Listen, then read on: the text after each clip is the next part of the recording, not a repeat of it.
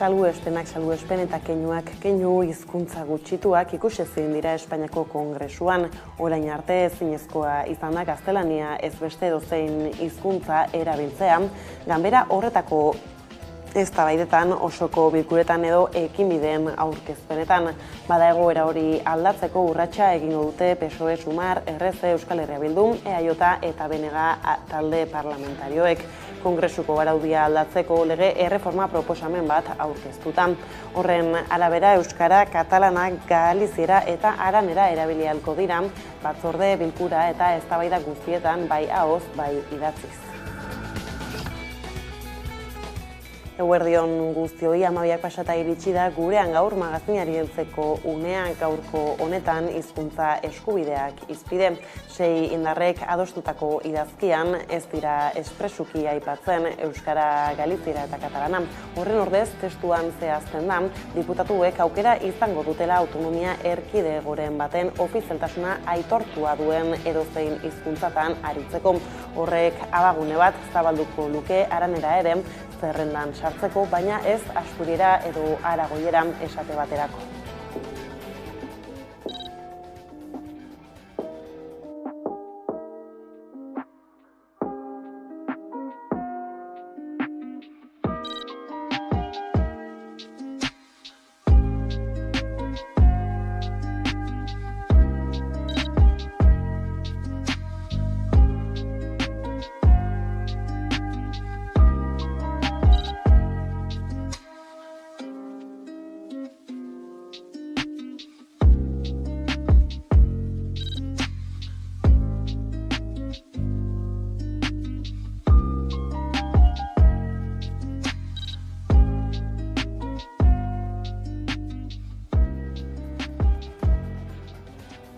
Astelenean egin zuten eskola sartzea Ipar Euskal Herriko milaka ikaslek eta gaur hasiko dira ikasgeletara itzultzen Hego Euskal Herrikoak. Ikasturte hasiera horretan Euskalgintzaren Kontseiluak euskaraz ikasteko eskubideari eta ezintasunei erreparatu die hezkuntzaren inguruko azterketa nazional bat kaleratuta. Haren esanetan hezkuntza sistema funtsezko elementua da hizkuntza gutxitu baten berreskuratzen, normalizazio eta biziberritze prozesuan transmisioa bermatzeko bidea baita. Hori kontuan izanik pausoak emateko garaia dela irizten diote eta horren bestez ezinbestekotzat daukate hezkuntzaren eremuko hizkuntza politiketan jauzi bat ematea.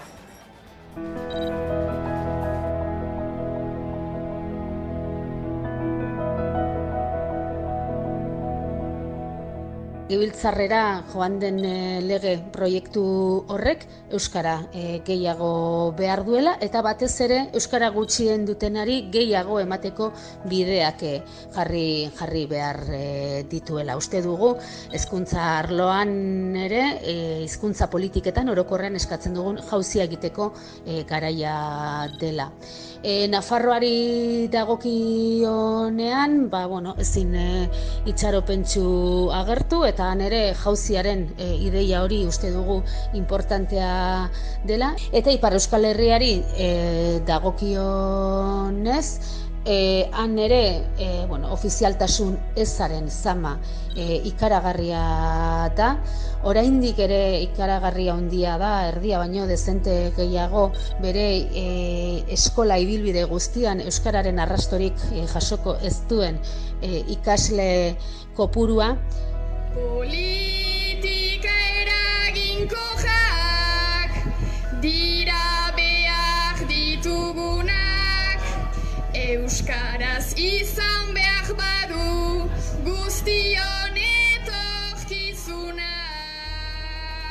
Eskola sartza aipatu dugu eta injustu 4.177 ikaslek egin zuten herenegun Ipar Euskal Herriko ikastoletan.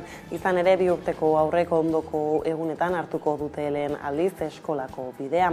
Horrendako 4.200 ikasleen langa gainditzea espero dute Senpereko kolegio berrian eta agerraldia egin zuten Seaskako arduradunek atzo.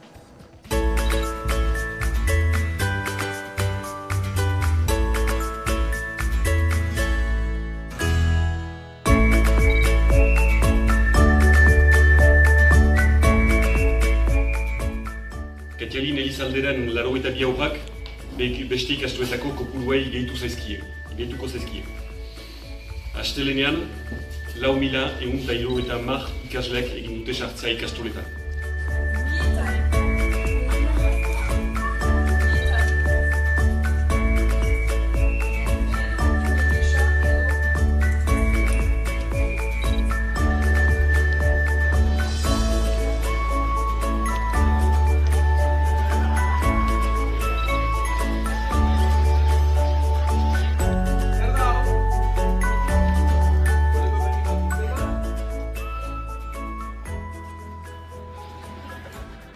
Leiz lehertu eginda eskola garraioaren auzia. Garraio enpresak esaten ari ziren zerbitzua kolokan zegoela Araban, Bizkaian eta Gipuzkoan, eta azkenean atzo arratsaldean hartu zuten erabakia. Eskola garraioko enpresa batzuek gaur ez dute zerbitzurik emango Araban eta Bizkaian. Erabakiak eskola publikoetako 10.000 ikasle ingururi eragingo die. Nerea Garcia lankia dugu kameraren beste aldean Gasteiztik informazio gehiagorekin. Kaixo Nerea.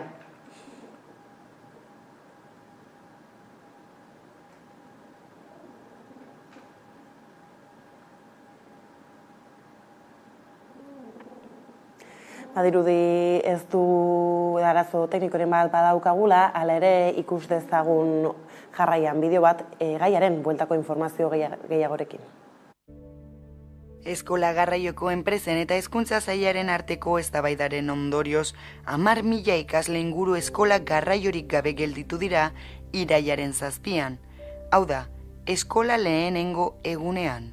Pasaden astean Eusko Jaurlaritzak lizitatu gabeko ibilbideetan jardutera behartzeko nahitaezko betearazpen agindua ezarri zuen. Horrela, enpresa bakoitzak joan den ikasturtean egindako ibilbideetan zerbitzua ematea bermatu nahi du. Zerbitzua bermatu gabe duten ibilbideetan, iazko ikasturtean zerbitzua ematen zuten enpresek bete beharko dute premia hori. Garraio enpresa bakoitzaren kostu erreala ordainduko da eta 6% etekin industriala aplikatuko zaio indarrean dagoen legediak agintzen duen moduan. Horrekin batera Jokin Bildarratz hezkuntza sailaren sailburuak ohartarazi zuen, enpresa horietako batzuen artean jardunbide susmagarriak atzeman dituztela, prezioak itunduz eta puztuz eta lehiaketa publikora ez aurkeztuz. Praktika horien ondorioz aurtengo ibilbideen 30% bakarrik daude lizitatuta eta alde nabarmenak daude lurraldeen artean. Gipuzkoan ibilbideen 80% bermatuta dagoen arren, Araban soilik 17% bete da eta Bizkaian ez da lizitaziorik egin. Garraio konpainiek argudiatu dutenez, Jaurlaritzak ikasturteetan baino baldintza ekonomiko okerragoak ezarri ditu aurtengo lehiaketa publikoan, errentagarritasuna arriskuan jartzeraino. Gainera, argudiatu dute hezkuntza sailaren aginduari menez egiteko eskubidea dutela. Eskola garraioa ez delako funtsezko zerbitzua. Gasteizen garela bada besterik aipatzeko, irailaren 11-tik 17 nazioarteko magu ospetsuenak izango dira hiriburuan. Nerea Garciak emango dizkigu jarraian xehetasunak. Aurten magialdiaren 35. edizioa izango da. Urtero jaialdiak Gasteiz magiaren hiriburua bihurtzen du, eta nazioarteko mago eta artista ospetsuenak erakartzen ditu. 2023ko edizioan 40 mago inguruk parte hartuko dute. Italiatik, Argentinatik eta Japoniatik besteak beste iritzitakoak. Magialdiaren antolatzaileek balioan jarri dute jaialdiak izan duen bilakaera. Izan ere, Japoniatik etorriko dira Gasteizko jaialdiari buruzko erreportaje bat grabatzera. Nosotros siempre hemos considerado que hay veces una idea equivocada de que la magia está siempre relacionada con los niños. Nosotros damos espectáculos para adultos, para niños, para familias, pero sí que creemos que dentro de la programación tiene que haber un espectáculo especial para los niños. Siempre traemos referentes de la magia infantil, porque no se trata de que cualquier mago sirva para hacer magia para los niños. Magialdia irailaren 11an hasiko da eta 17an igandean amaituko da. Hala ere, asteburu honetan lehenengo ekintzak aurrera eramango dira. Larun batean ikuskizun bat egingo da eta umeentzako lehiaketa prestatu da. Astelenean programazio ofiziala hasiko da eta horrekin batera ikastetxeentzako ikuskizunak. Hainbat ikastetxe Federico García Lorca antzokira hurbilduko dira erizmagoa ikustera. Astelenean eta astean zehar egingo dira magia hurbileko ibilbideak Erdi Aroko hirigunetik. Hau da, 30 minutuko magia ikuskizunak. Asteartean berriz 7 eta 12 urte bitarteko umentzako tailerrak hasiko dira Bibat museoan. Eta Florida Zinema Aretoan proiekzioak antolatu dira Zineforum Gasteiz ekimenarekin batera. Aste azkenean aipatutako ekintzaz gain, ikuskizun dibulgatzaile bat egingo da Emozioen magia lelopean. Ostegunean hain famatu diren erakusleioko ikuskizunak hasiko dira Gasteizko erdigunetik, eta asteburuan zehar zenbait gala antolatu dira nazioarteko magoen presentziarekin. Amaierako galak itziko du magialdiaren edizioa.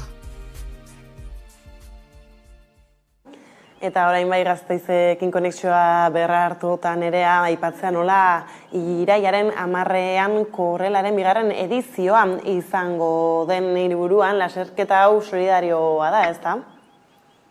Hala da, bai, Karol, eguerdion, igande honetan korrela, lasterketa inklusiboaren 2. edizioa izango doa, aipatu duzunez, eta lehenengo 700 izen ematek korrela 2023ko kamiseta ofiziala jasoko dute. Adela Araba elkarteak antolatzen du eta alboko esklerosi amiotrofikoaren inguruan sentsibilizatzea eta Arabako gaixo eta euren familien berrei erantzuteko funtsak biltzea da helburu nagusia.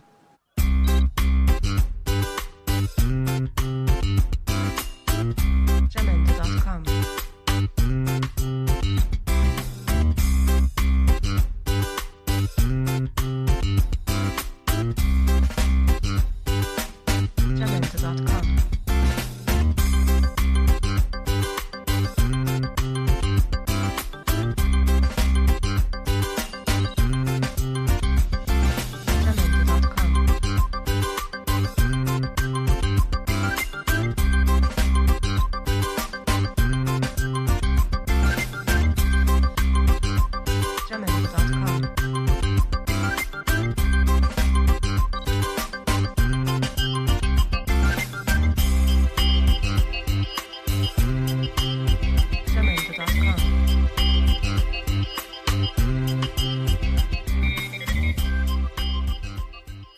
Ondo da, Nerea, bada informazio honekin hemen utzi behar dugu gaurkoz konexioa, mi esker eta hurrengora arte. Mi esker zuei, aio. Eta Gasteiztik Iruñera, legegintzaldi berria hasi zenetik Iruñeko alkateak bi obra esanguratsuren ezbaia piztu du lehendabizi Gurutze enparantzako parkinan eta orain Sarasate pasealekuan. Bi proiektuak biltzen dituen azaleran zuhaitz handi asko dago eta horrek zer esana eman du Zabalguneko auzokideen artean momentuz lehendabiziko obra aldi baterako geratu bada ere Sarasateren erreforma dago orain auzitan eta oposizioak obraren txosten gehiago eskatu dizkio UPN-eri.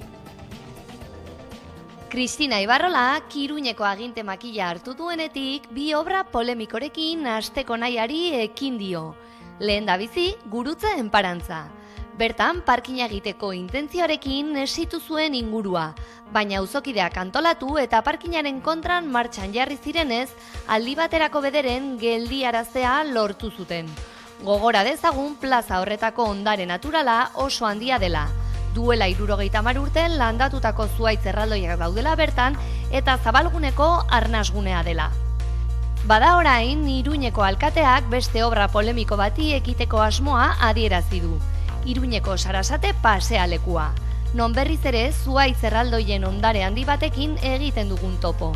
Pasaden legealdian, laukoak bultzatutako obra hori, Navarra Sumak, PPk eta UPN-eren koalizioak bereganatu nahi izan zuten proiektu baten bidez, non zuhaitzen mozketa kolokan zegoen.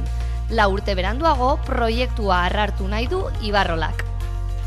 Ni uste dut Sarasaten daudela oso ongi zuhaitz horiek, zeren uste dute zonalde berde bat eta hor egon daiteke oso gustora, eta orduan hori kentzea da pixkat pena, baina bueno. Hori, ez da beharra igual, ez dakit. Bai, horrenek egin dute nahi dutena, baina, bueno, baina ez dago iritzia. Bueno, hemen da zemento eta zemento.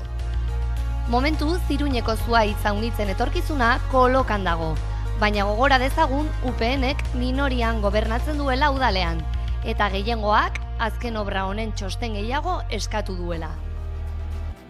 Udalak deituta elkarretaratzea egin dute asteazken arratsalde honetan Hondarribian astelehen gauean jaietan gertatutako 2 eraso sexista salatzeko. Hala jaietan denak ez duela balio nabarmendu du udalbatzak. Egoera hala indarkeria matxistaren bueltako datuak zabaldu dituzte Nafarroan eta joan den uztaila indarkeria matxistaren hilabeterik txarrena izan zen. 205 salaketa jaso ziren, erdia baino gehiago indarkeria fisiko eta psikologikoagatik eta horietatik 55 sexu indarkeriagatik. Zehazki, Nafarroak 1180 salaketa pilatu ditugu urtarrietik uztailera bitartean. Nafarroako uztaileko emakumeen kontrako indarkeria matxistaren salaketa datuak eskandalugarriak dira. Estatistiken arabera, uda violentzia gehien pairatzen omen den urtaroa bada, Sanferminek ere badute eragina. Nafarroako emakumeen aurkako indarkeriagatiko polizia salaketen txostenak erakusten duenez, uztailean salaketen 142 hiriburuan izan dira. Uztailean aurkeztutako salaketak 205 dira. Foru Erkidegoan azken urteetan hilabete batean erregistratutako prozedura kopururik handiena. Indarkeriarik salatuena indarkeria fisikoa da oraindik ere. Horrek agerian uzten du indarkeria fisikoa dela gehien bat indarkeriatzat hartzen dena, eta beraz, salatzeko errezena dena. Uztailean 105 salaketa aurkeztu ziren indarkeria fisiko eta psikologikoagatik. Salaketen ia erdiak. Bertze 18 salaketa indarkeria psikologikoagatik. 37 salaketa babes agindua urratzeagatik eta bertze 45 salaketa sexu indarkeriagatik. Azken horietatik 11 biktima adingabeak dira. Bukatzeko urtarrietik uztailera 1180 salaketa jarri dira indarkeria matxistagatik. Nafarroak hausnarketarako tenorea hartu beharko du orain.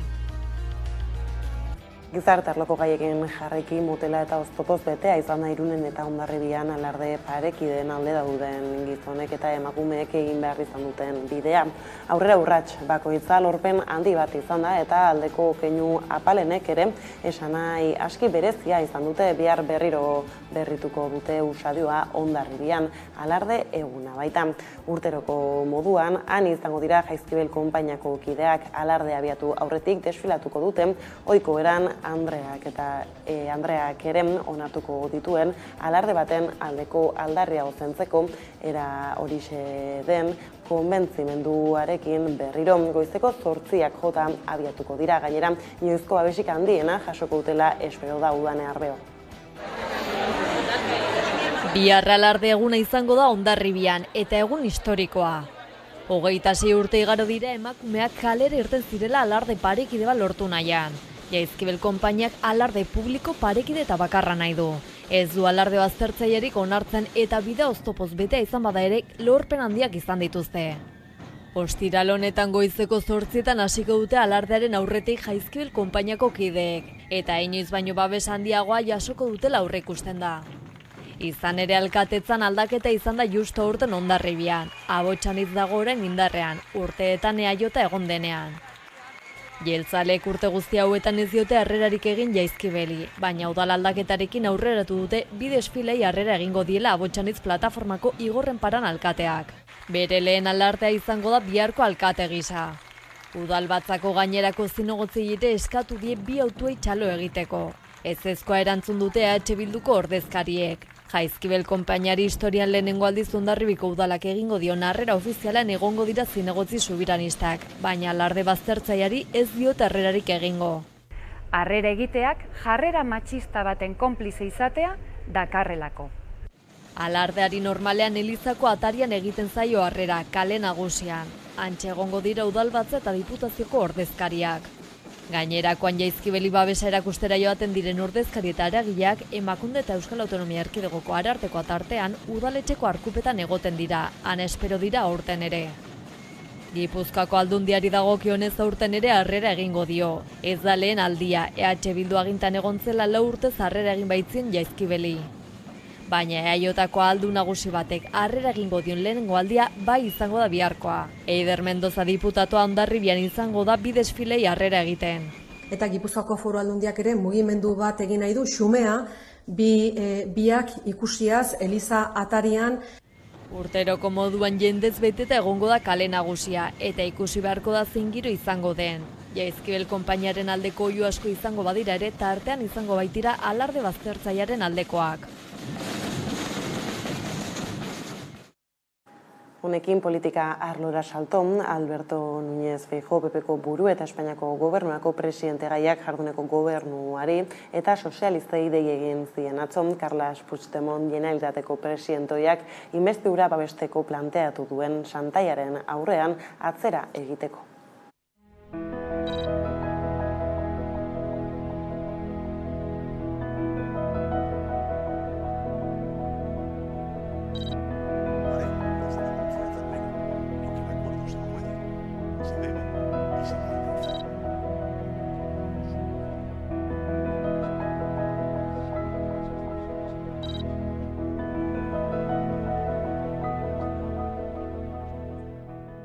L'abandonament complet i efectiu de la via judicial contra l'independentisme i els independentistes. Això és a l'abast del Parlament espanyol a través d'una llei d'amnistia que inclogui l'ampli espectre de la repressió iniciada des d'abans de la consulta del 9 de novembre del 2014, però també és responsabilitat del govern en funcions.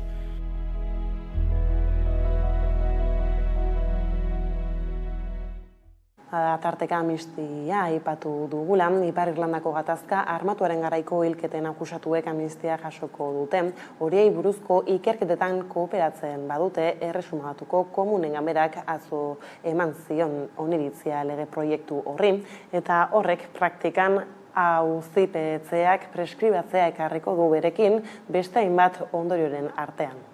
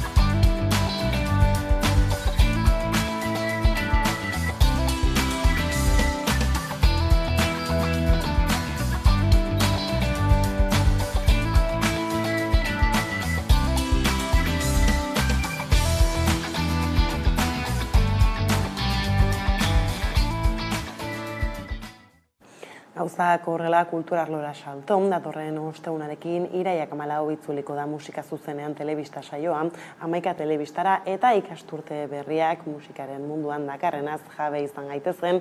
Kameraren beste aldean dugu Koldo Otamendi saioko arduraduna. Eguerdion, Koldo. Eguerdion, Karol. Tira, aipatu legez, datorren astearekin izango da bueltan musika zuzenean saioa, 7. denboraldia dugu hau, ezta? Halaxe da, 7 urte hasi ginela honako saio egiten, Euskal Herriko musikaren inguruko saio bat 11 telebistan, eta esan bezala, irailera 14an bueltan gara, material berriarekin, elkarrizketa berriekin, eta hainbat sekzio berriekin ere. Eta, Koldo, konta eguzuz, zein erronkekin abiatzen da denboraldi berri hau? Bueno, esan daiteke erronkak direla saioa hasi zen garaiko berdinak, ez? Euskal Herriko musika eszena aberatsa eta anitza da asko, eta gure saioaren bidez saiatzen gara hori guztia gure ikuslegoari helarazten, ez? Astero elkarrizketak osatzen ditugu, musika talde berriak ezagutzen ditugu, batzuk hasi berriak, beste batzuk ibilbide handiko taldeak, beti ere aitzaki hartuta disko bat, edo gira bat, edo zein nola soporte ateratzen dela berria, kantu berrien inguruan beti ere, gure elkarrizketak osatzen ditugu, ez? Eta bide horretan, hurrengo astekoa 229. saio izango da. Bai ez, beraz, oraindik musika zuzenen saioa ezagutzen ez duenarentzat hortxe ez, azalpena apur bat zerekin topa daitekeen, eta denboraldi berriko zenbat ataletarako dagoeneko ez, lanean izango zarete, agian batzuk tira grabaketak ere eginda, zein tokietara eramango gaitu musikak oraingo honetan? Bai, dagoeneko hasi gara, denboraldi berriko edukiak grabatzen, Lasarten izan gara, Pagolan izango gara laster, Iruñean eta beste hainbat tokitan arituko gara. Hurrengo asteko talde protagonista Feline talde izango da, Gernikatik eta jantzu disko berria besapean, hori izango da 229. saioaren eduki nagusia, eta hortik aurrera Durangoko azokarako bidean argitaratzen diren diskoi erreparatuko dugu nagusiki, hemendik abendura bitartean. Uzta oparoa da, orain irailetik aurrera torrena diskoanitz argitaratzen dira Durangoko azokara begira, eta horik izango da seguraski gure hurrengo atalen protagonista nagusiak. Elkarrizketa mamitsuak dira gureak, lasai hartzekoak dira, 20 minutuko elkarrizketak dira, non taldearen nondik norakoa ezagutzen ditugun, noiz sortu ziren, zen musika klase egiten duten, zeintzu dira taldekideak, zeintzu dira beraien eraginak, zuzeneko emanaldiak, eta guzti horrekin beti ere musikaren protagonismo handiarekin, ez bai bideoklipak, guk geuk lokaletan grabatzen ditugun kantuen bidez. Saio bederra dela usten dut, zer esango dinik eta batez ere musika berri ezagutu nahi duenarentzat segurako erakusle joa hemen Hamaika Telebistan. Hortze gonbita ez, saioa ikusleek ikusteko, eta saioaren ondik norakoak aipatuta bai esatea, azken urtetako urtegi berdinan itzuliko dela, ez da? Halaxe da, ostegunero, gabeko 10:00 aurrera, ordu erdiko saioa, musika zuzenean telebista saioa, eta bertan esan bezala gaur egun.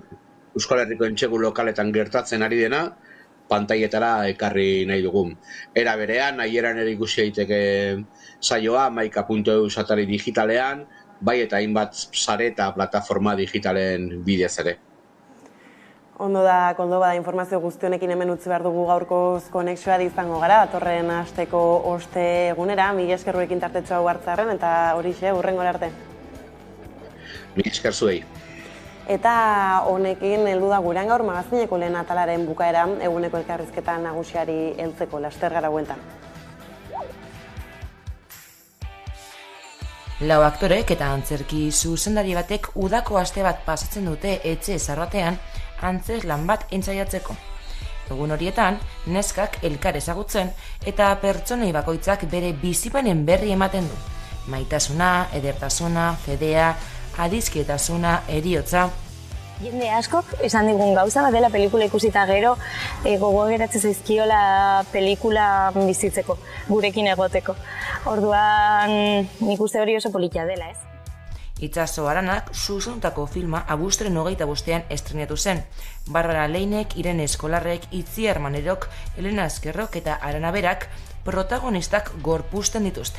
Pelikulak dagoeneko harrera ona izan du. Lehenengo astean jende asko joan zen zinemara, eta bigarren astean gainera jendeak gehitu egin da, orduan horrek oso positiboa iruditzen zaigu. Pelikulan 7 egun igarotzen dituzte errota zahar batean, eta errodajea soilik 15 egunetan egin zuten. Baina oso zainduta sentitu ziren besteak beste. Egia esan, oso egun gutxi genituen, eta hori egia da, baina egia da Itsasok oso argi zituela bere ideiak eta oso ondo antolatuta zeukala rodajea, orduan, eta baita ere zaintzak oso erdigunean jarri zituen, orduan, etzen egon askotan rodajetan dagoen como urgentzia, violento, batzutan violento hori bat ere, ez? Arana zuzendariak gidoia ere erditu du, baina ezinbestekoak izan dira antzesleen bizipenak hori aurrera eramateko. fikzio eta realitatearen joko horretan kapa ezberdina daudela, ez? Orduan, alde batetik antzeslan bat prestatzen ari gea, antzeslan horrentan daukadan pertsonaia dago, gero pelikulako itziar aktoresa, naizela ni guztiz, baina gero baita ere pelikularen amaieran badaude laugarren pareta hori apurtzen ditugun momentu batzuk. Orduan, kapa horiek lantzen jutea, ez? Eta nire pertsonaia ni bezala ditzen dela pelikulan, itsasorekin baita ere aztertzen zer naizen ni, nolakoa naizen, nolakoa izan naizen, eta ikusten ea nire ezaugarrietatik zein landu behar nituen edo jorratu behar nituen gehiago fikzio horretarako, eta zeintzu gero beste referente batzuk hartu ez, beste pelikula batzuetatik, beste liburuetatik baita ere. Antzesleak zuzendariaren gertuko lagunak dira eta horrek naturaltasuna eman dio filmari. Eta nik uste benetan bereizten duena, eta nik uste horregatik bintzat niretzako proiektu berezia izan dela, benetan pelikulak esaten duna eta kontatzen duna adiskidetasunari buruz, emakumeen arteko adiskidetasunari buruz, benetan hor gertatu dela. Eta nik uste aktoresek izan dugun konpromesua lanarekiko etzela berdina izango, igual ez bagina itxasoren lagunak izango zaren gure artean ez ginen ezagutzen, baina gero ezagutu gara. Las Chicas Están Bien pelikula zineman dago eta grabaketak eta aurkezpenak bukatu arren, Manerok lanean diardu. Beste proiektu batzuk esku artean baititu. Oraintxe bertan nago nik zuzendu eta idatzi dudan antzeslan batekin biran. Euskal Herrian orain ditugula Bilbon egongo gea pabellon 6en urriak 21 eta 22. Lekeition urriak 13 eta gero besteak Euskal Herritik kanpokoak dira. Eta gero baita ere ETV baten estreinatzen dugun serie berria itsaso surfaren munduan dabilena, Jon Plazaolak protagonizatua. Eta gero beste obra berri bat hemen entsaiatzen hasten gehala eta urtarrilan estreinatuko dugula Bilbon.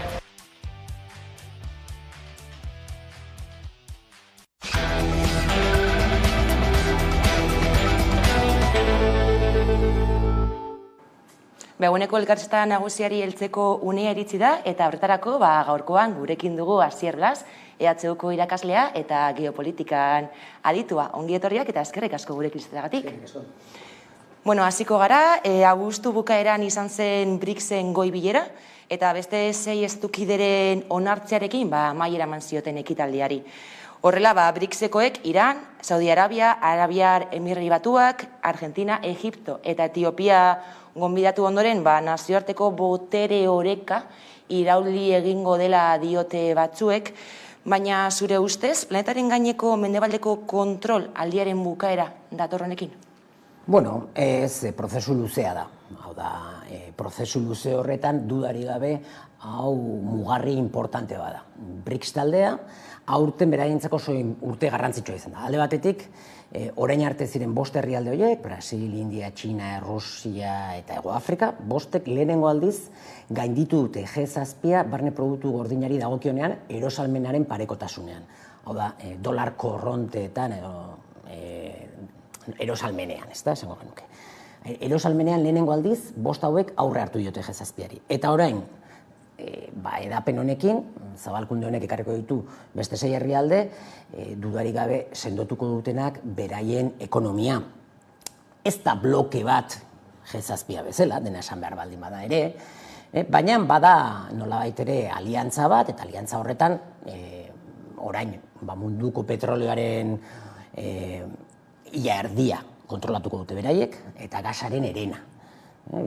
Baina baita ere hitz egiten baldin badugu nekazal produktuetaz, dudarik gabe Argentina, Rusia, Brasil, potentzia handiak dira. Eta alde horretatik ere, janariari dagokionean potentzia handi bat izango da G-11 edo G+ hau.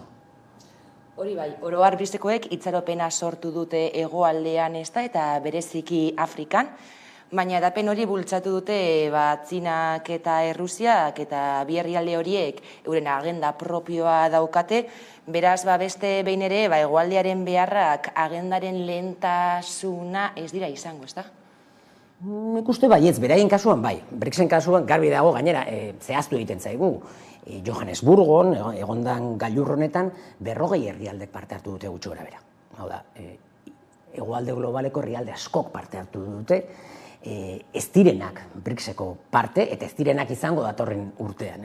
Alde horretatik BRICSak bai hegoaldeari begira daudela, Eta hor, beraien artean ez da bat egon zen. Egia da, Txinak adibidez 10 herrialderen zabalkunde bat egin nahi zuen, eta Indiak 3 baino ez zituen nahi. Eta tartean, nagusiki Errusiak negoziatu du, eta hor, erdibide batean, 6rekin geratu dira. Eta bazirudien hasieratik Argentina bai sartuko zala Brasileko abesten zuelako, naiz da momenturen batetan ere dudak sortu ziren Argentinan bizidan krisian izkoitz horrengatik. Baina edozein kasutan, azkenean Brasilek bultzatuta, eta gainera Indiak ere nahi zuen, Errusiak ere nahi zuen, oro har gehienek Txinak ere nahi zuen, orduan Argentinarena adostuta zegoen gutxi asko, esango genuke. Baina hortik aurrera, eztabaida desberdinak egon ziren, ez da sartu Argelia. Argelia ez da sartu, baina Argelia espero zan sartzea. Azkenean ez da sartu ze Indiak ez zituen nahi herrialde musulman asko. Eta berriz Txinak zenetan zekan interesa, batez ere petrolio eta gasean, eta horregatik Emirato Arabiar Batuak eta Saudi Arabia sartu dira, eta Afrikan behartzan pare bat herrialde gutxienez, Hego Afrikak 3 nahi zituen, azkenean 2 izan dira, Egipto alde batetik, bai, musulmana dela, baina ere garrantzitsua dela lehen gaietarako, eta gainera ematen duena da Suedeko kanaleko kontrola. Eta bestea, esango nuke herrialde guztien artean, esan ditugu 5, guaintxe bertan, sorpresarik handiena edo kakotxa artean, ez da sorpresa handia izan, baina Etiopia izan da. Argelia ez da sartu, eta Argelia ez da ez sartu, azkenean Etiopia sartu da, behartzalako Afrika subsaharianoko herrialde bat, eta bestaldere Etiopia barkatu oso herrialde garrantzitsua da, kontrolatzeko itsaso gorria eta oroar golko pertsikoa eta konektatzen da oso ondo mendebaldeko Asiarekin, ezta? Eta hori izan da esango genuke sorpresarik handiena, baina nire iragarri dutena da, datorren urtean beste zabalkunde bat egongo dela. Hau da lehenengoa, nolabait ere, gehiago etorriko dira, jakina, Argelia sartuko da, garbi dago hori, litekena da, ere hor hitz egingo da Venezuela, Bolivia ere, Argentina sartzez baldin bazan, Bolivia sartuko zen seguruenik, Venezuela, Bolivia, Indonesia, guzti hauek sartuko balira, aipatu ditudan horiek bakarrik, dagoeneko munduko petroloaren 3 laurdena kontrolatuko lituzkete eta gasaren erdia. Eta etengabe egin dituzten diskursoak izan dira hegoalde globalari begira. Behin eta berriro adierazi diete, honekin bilatzen dutena dela hegoalde globalaren garapen endogeno bat eta nazioarteko harreman ekonomikoak justuagoak izatea. Orduan, nire ikuspegitik hori da pixka bat BRICSek erakutsi digutena G7-arekin alderatuta. G7 zer da? Amerikako Estatu Batuak gidatzen duen talde, bloke, trinko bat, non berak agintzen du eta besteek bere agindua jarritzen dituzte. BRICS zer da? BRICS da aliantza bat, askotarikoen artean, baude demokrazia liberala, baude sistema autoritarioak, baude herrialde musulmanak, kristauak, eta bestelakoak, ezta? Eta gainez bereien artean inkluso ikamika dazkate, Txina eta Indiaren artean, edo ikusi dugu, aztu zaigu bat, sartu den herrialdetako bat, Iran izan da, noski. Iran ez dut kontatu, ze Iran dagoeneko Txina eta Errusiarekin parte hartzen zuen Shangaiko kooperazio esparruan, eta hauen aliatu oso importante bada, Txina eta Errusiarena. Baina Iran eta Saudi Arabiaren artean sekulako aurkakotasuna dago, eta horrek azaltzen du besteak beste Yemenen egondan edo dagoen gerra. Eta ze lortu BRICSek eta nagusiki Txinak lehenago eta Errusiaren bitartekaritzarekin ere bai, Iran eta Saudi Arabiaren artean distensioa. Eta horren truke zer daude? BRICSetan. BRICSak ez dira bloke trinko bat, baina badira esparru bat herrialden artean nolabaiteko negoziazio eta akordioak lortzeko adostasunez. Ez dago lidergo garbi bat, naiz eta jakin badakigu. BRICSen artean batzu direla bazkide gogorrak, Txina edo Rusia bezalakoak, eta beste batzuk jolasten dute zubilana egitera mendebalde eta Txina eta Rusia artean, India bezala. BRICSen 11 izango dira hemendik aurrera, baina posiblea da gehiago batzea. Hala ere, beste estatu batzuek nahi zuten lehenagotik batzea, zergatik gertu da orain? Garbi dagona da orain arte ez zirela ados jartzen, beraien artean. Ikusi dugu batzuk presa gehiago zeukatela, esango genuke nagusiki Txinak eta Errusiak presa gehiago zeukatela zabalkundea burutzeko, berriz India uzkur agertzen zen, eta lehen aipatu dugu bezalaxe, goi bilera honetan 3 baino ez zitu nahi hartuatu, eta azkenean, negoziazio horiek urteetan zehar atzeratzen joan zirenak, badirudi oraingoan bai, erabaki hartu dutela, seguruenik badaude hor azeleradore batzuk direla, alde batetikan bizkortzaileen artean aipatu genezake COVID-19 pandemia eta Errusiar inbasioa Ukrainan, eta horren harira sortu den gerra ekonomikoa. Eta bi elementu horiek nolabait ere bultzatu dute seguruenik denboran zehar urteetan pentsatzen aritu ziren zabalkunde horretan.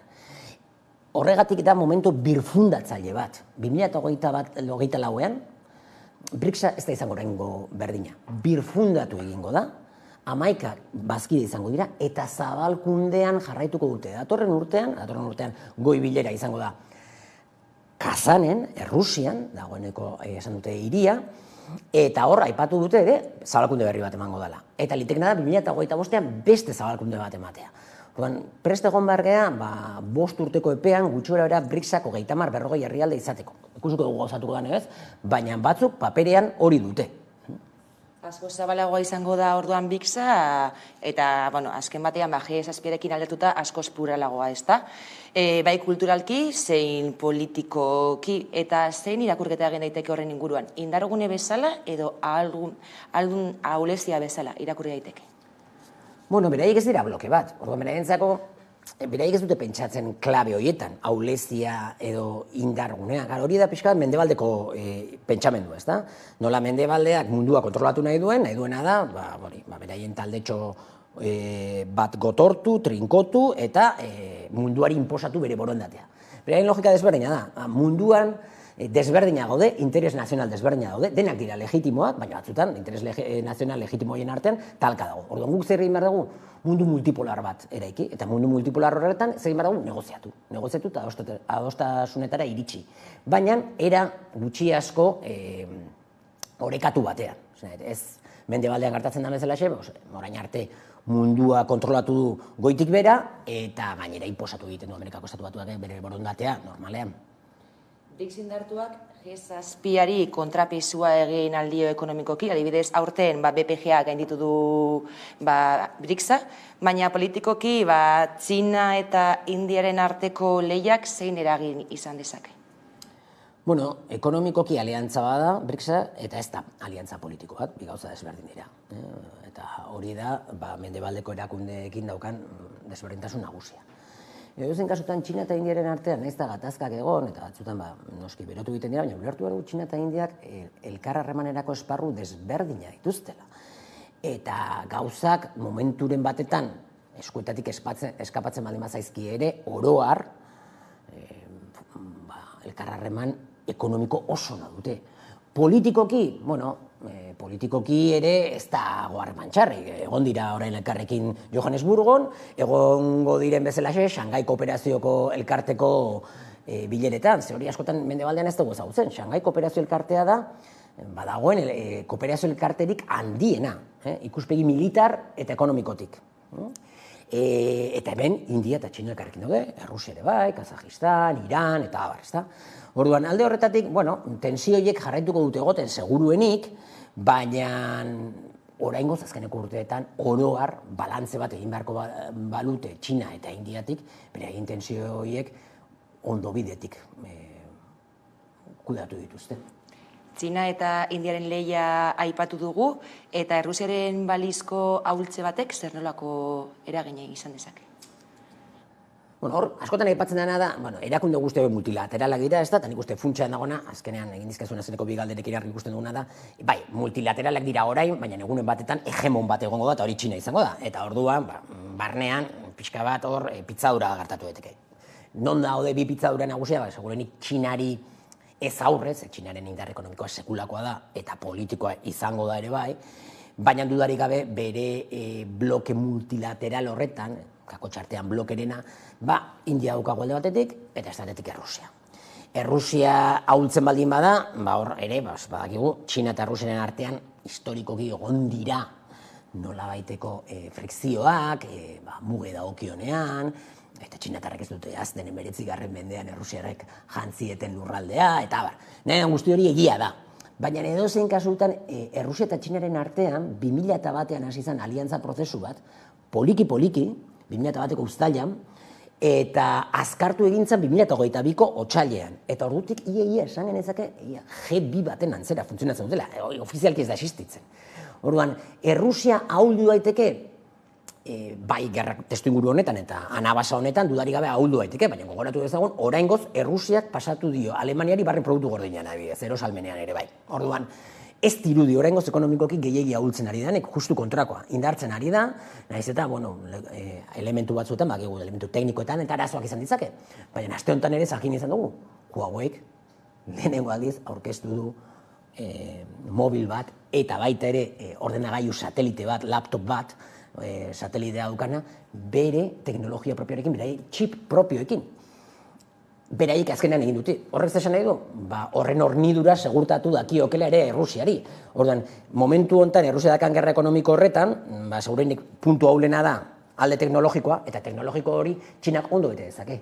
Eta Txinak ez daka interesik Errusia ahultzean, justu kontrakoa. Zergatik, Txinarentzat oso garrantzitsua da Errusia, lehen gaien hornidura bat segurtatzen diolako prezio merkean, eta gainera bere merkataritza, bere Zeta bidea edo Belt and Road Initiative hori aurrera eramateko, korridore komertzial oso garrantzitsuak segurtatzen dizkiolako.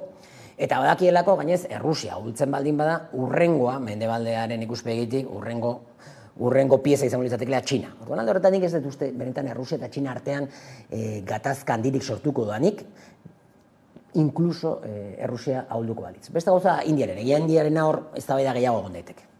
Bestalde, G8ak, G20aren sorrea bultzatu zutenean, aukatuko zernetik kanpo galdetu ziren Argentina, Etiopia eta Egipto garrantzitsuak ez zirelako edo. Baina oraingoan BRICSekoek zerrendan sartu dituzte, zer gertatu da orain garrantzitsuak edo izateko? Bueno, gauza da G20, G20 zer da azken batetan da G7, momentu batetan krisi ekonomiko potolo daukagu 2008an, egia da aldez aurretik zezkatela bilera batzuk, G20 formalki nola baitere hasten da taxutzen 2008ko krisi finanzieroarekin.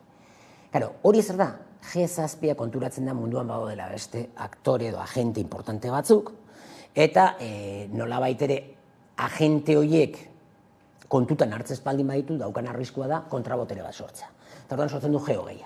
G20an ez daude hogei ekonomiarik aberatsenak, G7an teorian zian historikoki zazpi herrialde industrializatu denak, edo aberatsenak, baina G20a ere logika horrekin eraikin nahi izan zuten, baina ez da, kontutan izan dezagun, adibidez ez zegoela Iran. Iran da munduko herrialde hogeien artean dago, aberatsenen artean. Orduan, izango lirateke hegoalde globalean beraren gandik ez oso urrun dauden herrialdeak edo ezinbestekoak diren herrialdeak Txina eta Rusia bezala. G20 hori krisi sakonean dago. BRICSek zer egiten dute? G20 horren bideragarritasuna erabat oztopatu. Ez da oraingo gauza, aldez aurretik gertatu zen. Shangaiko kooperazio elkartearekin eta BRICSekin. Baina orain BRICSen edapen honek egiten duena da, orain egongo da G20aren goi gailur Indian, ez da joango Xi Jinping, ez da joango Vladimir Putin, horregatik diot hemen, eta ez dute gainez pertsonalki hartu indiarrek, badakitelako dela mendebaldearekin, Joe Bidenekin ez dutelako nahi eseri. Baina G20ak momentu enten daukan bideragarritasuna txikia da, kuestioi bat kosmetikoa da, horrelako gailurrak egitearena, ze funtzionalki ez daka bide handirik. Mundu mailan ematen ari den ezegonkortasun egoera batean gaudela esan genezake, Rusiaren Ukrainako soberania. Eta, klaro, kontua da, gaur egun herrialde horietan badaudela burgesia nazional batzuk, badaude interes nazional batzuk, beraien gazteen artean eta klase desberdinen artean geroz eta alfabetizazio maila altuagoa dago. Hartzen baldin badugu India, independizatu zanean bere populazioaren 80% zan alfabetizatu gabea. 80%. Gaur egun ez da horrela. Gaur egun 80% alfabetizatuta dago, baude unibertsitatea jundiran milioika pertsona, eta horiek hartu dute kontzientzia nazionala. Eta hori gertatu da beste maila batean, baita ere Afrikan. Eta Afrikan zer gertatzen ari da? Afrikan dudari gabe imperialismoak gehien ustiatu eta oroar okerren tratatu duen kontinentea izan da, eta Afrikan orain baude gazteak eta klase desberdinak kontzientzia nazionalarekin bigarren askapen nazionaleko prozesua martxan hasi dutena, soberania lortu nahi dutenak. Dagoeneko prozesu hori abiatu da, eta esango nuke 1945 hasi zela, baina bi momentu historiko importante izan ditugu 21. mendean, dela 2008ko krisia eta COVID-19 Errusiar inbasioa, bi hauek iaia parekatu egiten dut edo momentu berean sartzen ditut, segidan etorri ziren, eta bi momentu hauek funtzionatu dute prozesuri azkartzeko modu gisa. Une honetan, Afrika bigarren deskolonizazio bat hasita dago, eta Sahelen ikusten ari gara. Eta ez da kasualitatea, Mendebaldean asko hitz egiten da, deskolonizazioaz, deskolonizatu behar dugu, ditu gure burmuinak, bla, bla, bla, bla. Baina diskurso teoriko guzti horiek, orain, benetako deskolonizazioak martxan jartzen direnean, Afrikan, desagertu egiten dira. Ikusten askotan dela, gure autosatisfakziorako erabiltzen ditugun diskursoa, gure buruak zuritzeko, eta teorikoki agertzeko oso aurrerakoia bezala. Baina justu Afrikan hasi direnean deskolonizazio prozesuak, hasi ez, baina markatu, azkartu direnean eta prozesu horiek indartu direnean adibidez Sahelen, entzuten ditugu Mendebaldetik eta Mendebaldeko ezkerretik eta progresismotik kritika gehiago, elkartasun hotsak baino. Deskolonizazio prozesuak aipatu dituzu Afrikan, zer espero daiteke mugimendu horietatik? Ez dago jakiterik, noski, badakigu estatu kolpeak direla, ez ziren herrialde demokratikoak, aurretik ere, ez dago jakiterik, eta lehia badago hor. Lehia horretan, por zierto, Mendebaldeari ez doakio oso ondo, batez ere Frantziari, oso gaizki doakio, ezta? Jendeak, orain arte etzekien, Frantziak kontrolatzen zuela Afrikako 14 herrialderen moneta. 2 franko daude, 2 franko Afrikan, funtsean, beraien banku zentrala, gutxi asko, Parisen dagoena. Eta herrialde horiek askapen prozesu hori hasi dute, estatu kolpe batzuekin hasi da, eta ikusiko dugu non bukatuko duen. Frantziak aurre egiten saiatzen da, Mendebalde aurre egiten saiatzen da, Amerikako estatu batuak aurre egiten saiatzen da, iragarri ziguten Nigerren egingo zala modu batera edo bestera beraien aliatu Afrikarrekin esku hartze militar bat, baina azkenean ez dute egin, eta egin espaldin badute da Afrikan herrialde askok babestu dutelako praktikan ez egotea. Babestu baino barkatu oztopatu dutelako ez egotea horrelako esku hartze militar bat, eta orduan, itxaron beharko dugu, zertan bukatzen duen, irabaziko ote duen soberanismo afrikarra, hori da lehenengo galdera, irabaziko ote du, soberanismo afrikarrak, askapen nazionala lortuko ote dute, eta bigarrena da, gauza da, askapen nazionala eta soberanismoak irabaztea, eta bigarren galdera da, eta ez dakiguna da, ze forma hartuko duten herrialde horiek, ikuspegi sozial eta politikotik, horrek denbora beharko du. Eta bukatu baino lehen hasier, Azerbaijan eta Armeniaren arteko gerra lehertzear dagoela badirudi, zer kontatu ahal diguzu gatazkorren inguruan, eta nola, zer eragin izan dezake Europaren egungo egoera konplexu horretan? Europari ez dio eragingo. Errealitatea da, Europak dituen lokarriak Armenianekin oso simbolikoak baino ez dira. Kristauak dira, Kaukasoan, eta Kaukasoan 2 herrialde kristau daude, Georgia eta Armenia, eta gainontzeko guztiak musulmanak dira. Bale, Kaukaso hegoaldean, esan nahi dut, eta hortik bera. Asian daude, Asiako Mendebaldean. Baina errealitatea da, momentu honetan Europak daukala aliantza estrategiko bat Azerbaijanekin, ze Azerbaijanek hornitzen du petrolarekin eta gasarekin. Eta alde horretatik, batzutan, batez ere Frantzian, badagoelako diaspora armeniar bat, eta Amerikako estatu batuetan badago beste diaspora armeniar bat, Mendebaldetik nola baiteko keinuak egiten zaizkio Armeniari, baina funtsean beti babestu izan dute Azerbaijan, armatu izan dute Azerbaijan, eta Azerbaijanek egin ahal izan duena, izan duena Armeniarekin, ahal izan duena, ez nahi izan duena, baina ahal izan duena. Bale, lehertzear dago gatazka hori, nik uste momentu honetan ikusten ari garena da, Armenia benetan isolatuta dagoela geopolitikoki, eta hori dela besteak beste beraien errua ere bada. Egia da, beraiek daukaten posizio geografikoagatik, desabantaila handia dituztela, ez dakate itxasorako irterarik, mugak dazkate nagusiki Turkia eta Azerbaijanekin, beraien etxai historikoekin, Turkiar herriekin, gero dakaten beste muga da Georgiarekin, Georgia herrialde ahula da eta gainera beraiekin ez dira oso ondo eramaten arrazoi historikoengatik, besteak beste armeniar gutxiengo dagoelako Georgian eta Tbilisi historikoki ere momentu batzutan gehiengo armeniarrekoa izan da, orduan beraien artean bere intensioak, ezta? Eta gero dakate muga Iranekin. Eta Iranekin harreman ona izateko aukera asko dazkate, ze biei interesatzen zaie. Bientzako biek dute leia Turkiar herrialdeekin, eta bereziki Azerbaijanekin. Kontua da, Iran mendebaldearen etxai bezala izendatuta dagoela, eta Armeniak beti nahi izan du nolabait ere mendebaldera gerturatu, eta mendebaldeari keinuak egiten dizkio, eta horrek kosta egiten zaio horrela bada Iranekin sortzea aliantza bat.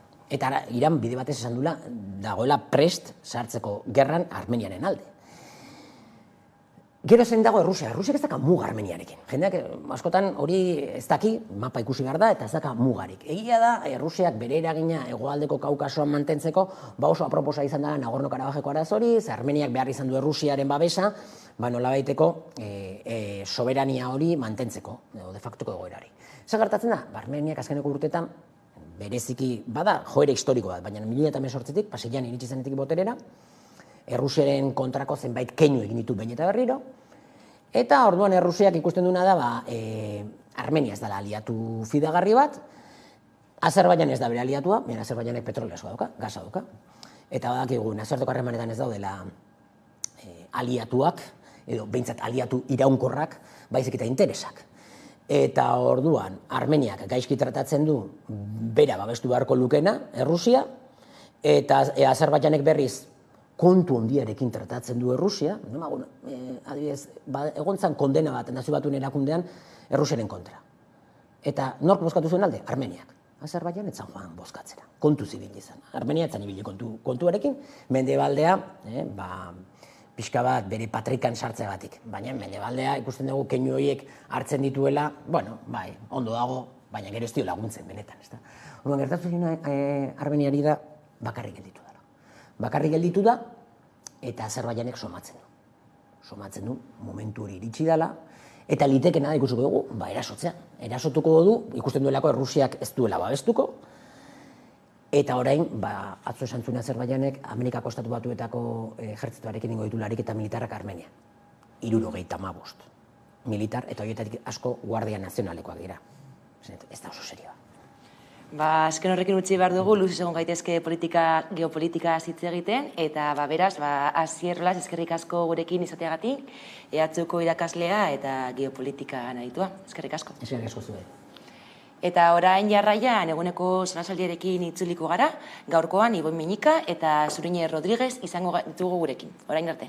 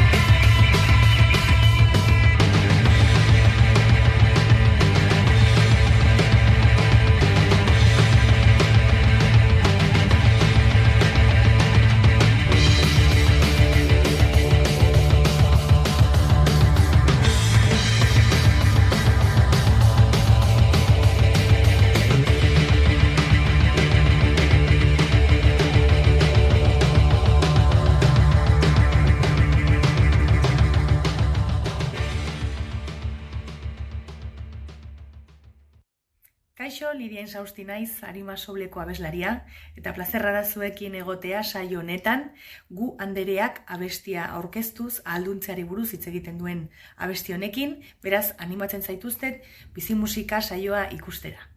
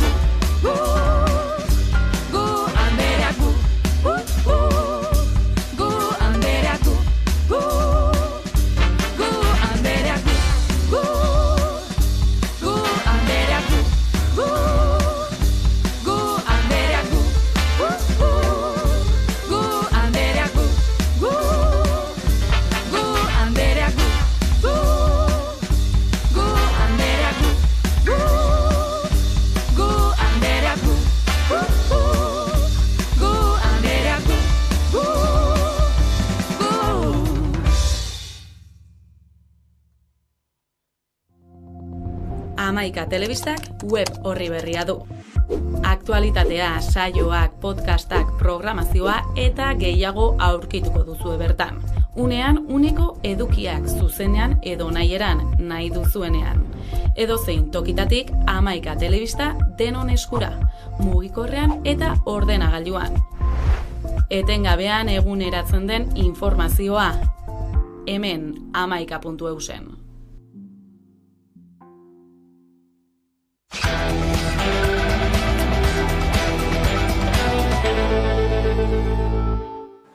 Ordubatak pasata dira eta iritsi da solasaldiari tartea irekitzeko unea eta horretarako gaurkoan gurekin ditugu Zurine Rodríguez eta Ibon Beñika, kaixo eta ongi etorri. Bueno, saltsaldiarekin azteko alardea jarriko dugu erdigunean, izan ere bihar Hondarribian alarde eguna dute, eta urtero bezala Jaizkibel konpainia bertan izango da, ezta? Gaiari sakonago heltzeko albiste bat jarriko dugu eta jarraian helduko diogu gaiari.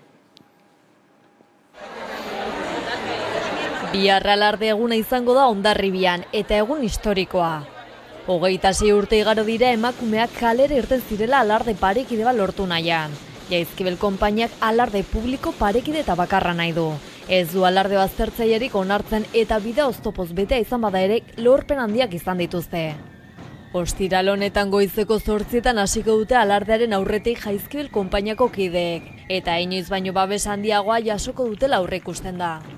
Izan ere alkatetzan aldaketa izan da justo aurten Hondarribian, Abotxaniz dago orain indarrean, urteetan eaiota egon denean. Jeltzalek urte guzti hauetan ez diote harrerarik egin Jaizkibeli, baina udal aldaketarekin aurreratu dute bi desfilei harrera egingo diela Abotxaniz plataformako Igorren Paran alkateak. Bere lehen alartea izango da biharko alkate gisa. Udal batzako gainerako zinegotziei eskatu die bi autuei txalo egiteko. Ezezkoa erantzun dute EH Bilduko ordezkariek. Jaizkibel konpainiari historian lehenengo aldiz Hondarribiko udalak egingo dion harrera ofizialan egongo dira zinegotzi subiranistak, baina alarde baztertzaileari ez diote harrerarik egingo. Harrera egiteak jarrera matxista baten konplize izatea dakarrelako. Alardeari normalean Elizako atarian egiten zaio harrera, kale nagusian. Hantxe egongo dira udalbatza eta diputazioko ordezkariak. Gainerakoan Jaizkibeli babesa erakustera joaten diren ordezkari eta eragileak Emakunde eta Euskal Autonomia Erkidegoko Arartekoa tartean udaletxeko arkupetan egoten dira, han espero dira aurten ere. Gipuzkoako Aldundiari dagokionez aurten ere harrera egingo dio. Ez da lehen aldia, EH Bildu agintan egon zela 4 urtez harrera egin baitzien Jaizkibeli. Baina eaiotako aldu nagusi batek harrera egingo dion lehenengo aldia bai izango da biharkoa. Eider Mendoza diputatua Hondarribian izango da bi desfilei harrera egiten. Eta Gipuzkoako Foru Aldundiak ere mugimendu bat egin nahi du, xumea, biak ikusiaz Eliza atarian. Urteroko moduan jendez beteta egongo da kale nagusia, eta ikusi beharko da zein giro izango den. Jaizkibel konpainiaren aldeko oihu asko izango badira ere, tartean izango baitira alarde baztertzailearen aldekoak. Urratsak entzun ditugu, izan ere, besteak beste, lehendabiziko aldia da, alkateak harrera egingo diona, alarde parekideari urratsak aipa ditzakegu. Begira, ez dakitzue, baina nik alarde egunarekin beti daukat sentsazio oso gaxigoxoa urtero, ez? Alde batetik asko tristatzen nauen eguna da, beti negarra egiten dudan eguna da, ez? 2023an oraindikan eskubide bat baino lorpenaz hitz egiten ari garelako, violentziaz hitz egiten ari garelako, eta diskriminazioaz hitz egiten ari garelako. Ia urtero juten naiz Hondarribira, babesa mutea, eta oso gogorra da, babes horren, nola eman behar den babesa, oraindikan eskubide bat izan beharko zana, hori niri eragiten dit, gazidazun hori, eta bestaldetik ere oso egun goxoa da, ikusten dalako benetan herriak, izugarrizko borroka egiten ari dela, ez bakarrikan emakumeak, ere gizonak eta Jaizkibelez duela amorea ematen, eta zein politia dan urtero ikustea, Jaizkibel alik eta handiagoa da, Egia da, esaten genuela, egun historikoa biharkoan ikusten urtero esaten dugula hori, urtero aurrera pausu txiki batzuk ematen ari direlako, nik esango nuke aurrera pausua baino konkistak direla, borrokaren ondoriokoak badirelako, eta beti esaten dugu, historikoa da, eta nahi gustatuko litzaidake historikoaz eta aurrera pausuaz ez hitz egin beharraz, eta orduan garaipenaz hitz egitea. Uste dut urte hori benetan izango dela urte historikoa, garaipenaz hitz egiten delako, eta tamalez garaipen hitza erabili izan behar dugulako, zen argi dakigu, eskubideak askotan galtzen direla, eta berreskuratu behar direla, eta konkistatu behar direla, eta nik uste dute Hondarribian emakumeak bere eskubidearen alde borrokatzen ari direla, eta gero hain pasatuko dizute hitza, baina gero hemen min asko egiten dit, bai Gipuzkoako Foru Aldundiak eta bai alkateak egiten duen dikotomi faltzu hortara, agurra edo harrera emango diogu bi alardei, eta EH Bilduko hautetzia oso ondo saltzen zuen, ez? Bi alarde horiek ez dira gauza bera, ez dira bi errealidade, ez dira, bai dira bi errealidade, baina ez dira zilegizkoak biak, ez? Bat, eta oso ondo esan duzue, bideoan baztertzailea da, eta bestea da alardea. Nik horrela definituko nuke ez. Alardea, haulegia, guztiona, holan ez definitzen du Jaizkibelek, eta hori da, guztion eskubideak mermatzen ditu, eta bestea ez da tradizionala, da baztertzailea, eta biziki importantea da horrela enfokatzea, eta horrela markatzea, orduan, baztertzaileari harrerarik ez. Ez da egin behar, ez? Eta horregatik nik uste EH Bilduren jarrera zentzu horretan koherentea da eta logikoa da. Bestea da, bueno, ez? Navegatzea kontradizio oso handi batean, ez? Bai, bueno, niretzako egun apurtzu berezia da, bestea beste urtetetze da. Orduen ni beti ikusten dut beste erabaten. Egunez, egia da, hori ez, normalean, telebistatik edo, ez dut inoz bizi izan berton, orduen, egia da, seguramente realidadea berton bizitzeak bestelako, ez dakit, ikuspegi bat emoten dizu, ez? Nik uste dut hori baitere zintzoa izatea dela.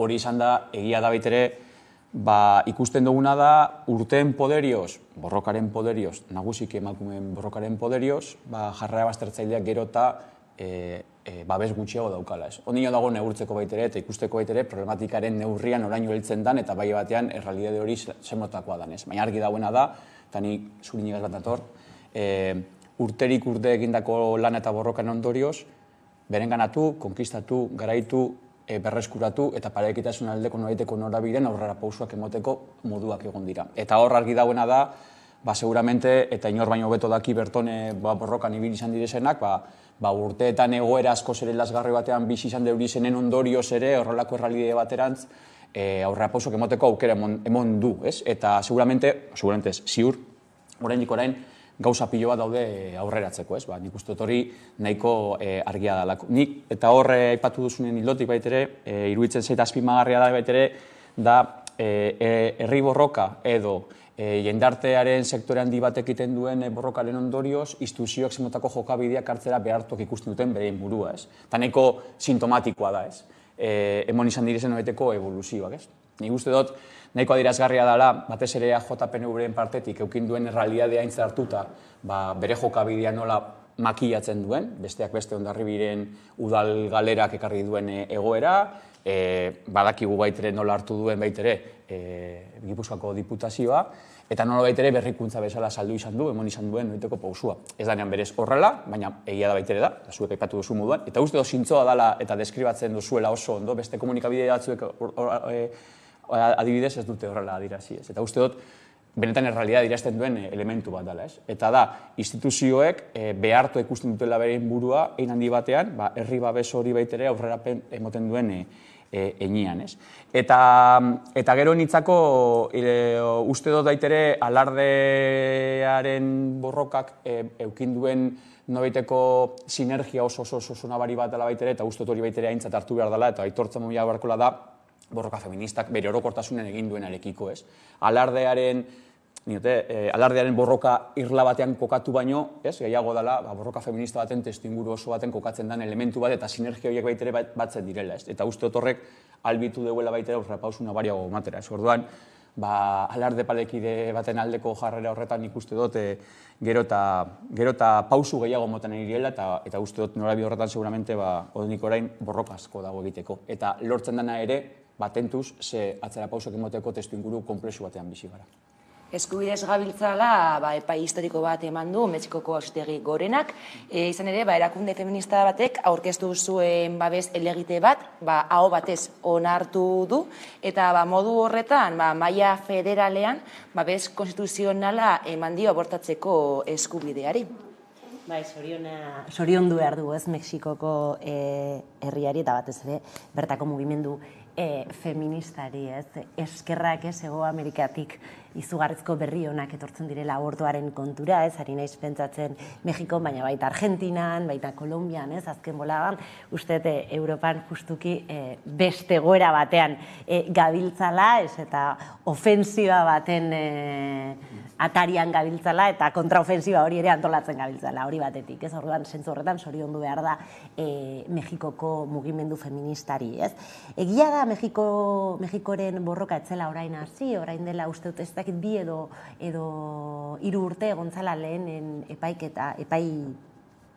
hori esaten zuna, ez? Abortua berez legala zala, baina hemen zegoen erronka edo zen alde batetik espazio osasun publikoan egitea, ez? Zen azkenean zuk esaten duzu bai, abortua eskubide bat bada, baina eskubide horiek gauzatu behar dira eta materializatu egin behar dira, ez? Eta hori izan Mexikon zegoen arazoa, materializazio hortan, estatu batzuk aurrera juten ziren eta beste estatu batzuk ez. Zentzu horretan ez, nik apuntatuta dukete hemen, ez? 32 estatutik bakarrik 11 zan posible benetan abortua egitea. Orduan, orain lortu dana da justuki guztietan egitea, beraz, izugarrizko garaipena batez ere ez, jerarkia horiek ez egoteko, ez estatu batetik bestetik, eta beste erronka batzan justuki ez, abortuak praktikatzen zituzten mediku eta arizen hoien gain inhabilitazioak ez egotea, ez? Orain arte 5 urteko inhabilitazioak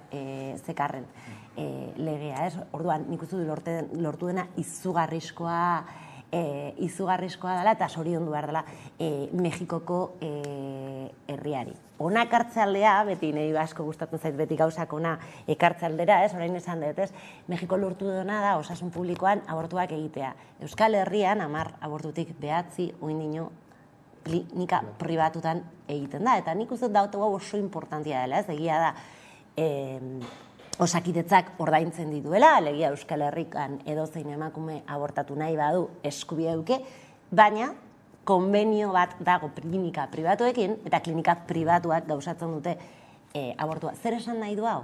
Abortuak gaur egun privatizatua dagoela Euskal Herrian. Eta nahi hau esatea gustatzen zait, erakustekueren, askotan hitz egiten dugula, ez? Osakidetzaren privatizazioak eta nik beti esatzen dut abortua da lehenengo bastoia, ez? Eta orduan zentzu horretan ere, hemen daukago ere izugarrizko erronka, ez? Abortua ez da bakarrikan privatizazio kontu batengatik, ez alegia negozio batengatik, baizik eta estigma kontu batengatik, ez? Emakumeak jo behar lasaitasun osoz anbulategi batea, gripea dakagulako, edo abortatuko dugulako, ez? Inongo beldurrik ez, ez? Eta abortatu dugunak oso ondo dakigu zer dan klinika pribatu batera jutea, iaia modu klandestino batean, ez? Eta aldarrikatu behar degula egiten ari garela dela eskubide bat, eta inongo beldurri gabe, eta inongo lotzabarik egin beharrekoa dela abortuak, ez? Nik igual, eta gainera oso ondo esplikatu zurinek, baina igual elementu bat gehitza aldera, nik horrelakoetan beti ukiten dut horrelako ez dakizan zen. Gogoeta bat, eta da, mundu mailan eta gainera mundu komplexu eta globalizatu honetan neurtzen ditugula baitere herrialde aurreratuek normalean batez ere bi irizpideen arabera, ez? Daukon indarra ahalmen militarraren arabera, ez? Gaur egun oraindik orain logika hori gailentzen da eta batez ere duen hoiteko indar ekonomikoaren arabera. Eta horren ondorioz beti esan ohi da, orain leian dau, baina orain arte izan indana da estatu batuetak adibidez direla munduko lehen herrialdea edo herrialderik aurreratuena, ez? Eta niretzako horrelako egoerak justo txokea hori egiten dutelako, ez? Ezin dezkoa daukagu esatea lehen herrialdea edo herrialdea aurreratu bat dela, baldin eta abortu eskubidea bernatu ez badago. Beraz orduen aurrerapena ez dakit non ikusten dan, ez? Karo, beste indikatzaile beste logika batzuek elentzen diren arabera, ez? Gaur egun beste, ez? Ipar Amerika baita ere bai jartzen da, ez? Eta batez ere Latinoamerikaren ikuspegitik adibidez, ez? Ipar Amerika beti jartzen da, ez?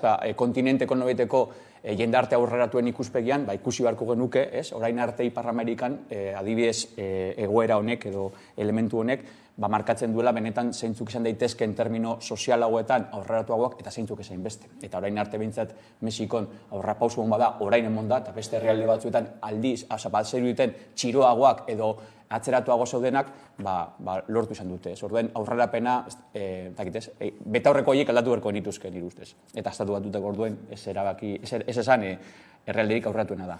Ezin dut horregaz. Guztiz adoz, ez? Eta abortuarekin, nik ustez bai abortuarekin eta bai berdintasun politikekin eta LGTB politikekin beti esan behar da, ez? Eta leheno alardean ekin esaten genuen, ez? Konkistatu dana galdu daiteke, hori adibidez ikusi genuen ikusi genuen bere momentuan Gallardonekin, gogoratzen zarete, ez?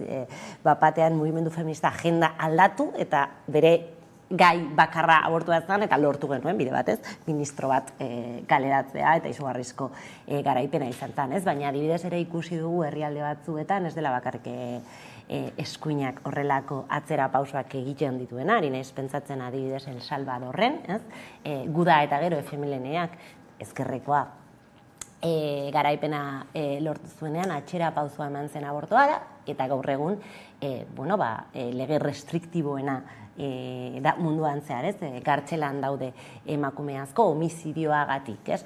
Orduan, nik uste dut hemen badagoela alde batetik borroka feminismoarena eta kontu zibiliargea Elisarekin, ez? Eta nola Elisa sartzen da, ez? Beti esatu gure bizitzan eta baita gure aluan, ez? Eta zentzu horretan ere, nik uste dut kontraofensiba oso gogor bat dagoela ere munduan zehar, eta oso natural ikusten dugula Elisak oraindikan agente bat izatea herrian, ez? Eta askotan galdetzen diogu, edo telebista bat da, eske obispoak esan du, bueno, nor da obispoak, ez? Eta zentzu horretan ere, emakumeak oso ondo dakigu eurek hitz egiten dutenean, gure eskubideak kolokan daudela, ez? Baina, bueno, nik uste gaur zoriontzeko eguna ala eta festejatzekoa, azkena izan zen Argentinakoa, eta Argentina COVID-arekin harrapatu zuten garaipena, eta ezin izan zuten ganoraz disfrutatu, nik uste gaur oso gau polita izango dela Mexiko honetan inbidiaz ikusten dut, ez? Elisa aipatu duzula,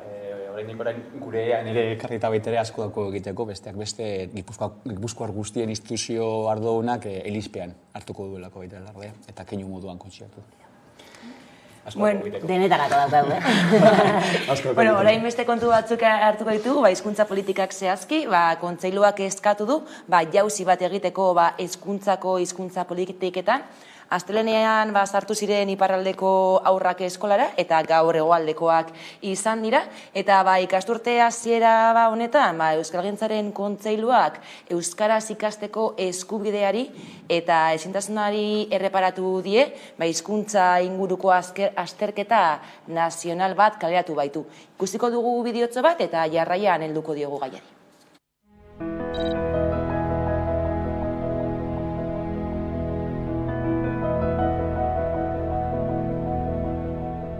Legebiltzarrera joan den lege proiektu horrek euskara gehiago behar duela eta batez ere euskara gutxien dutenari gehiago emateko bideak jarri behar dituela. Uste dugu hezkuntza arloan ere hizkuntza politiketan orokorrean eskatzen dugun jauzia egiteko garaia dela.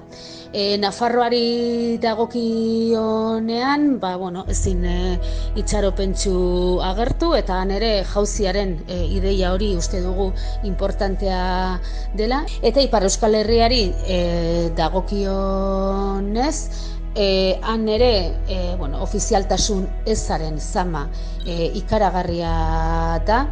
Oraindik ere ikaragarria handia da, erdia baino dezente gehiago bere eskola ibilbide guztian euskararen arrastorik jasoko ez duen ikasle kopurua.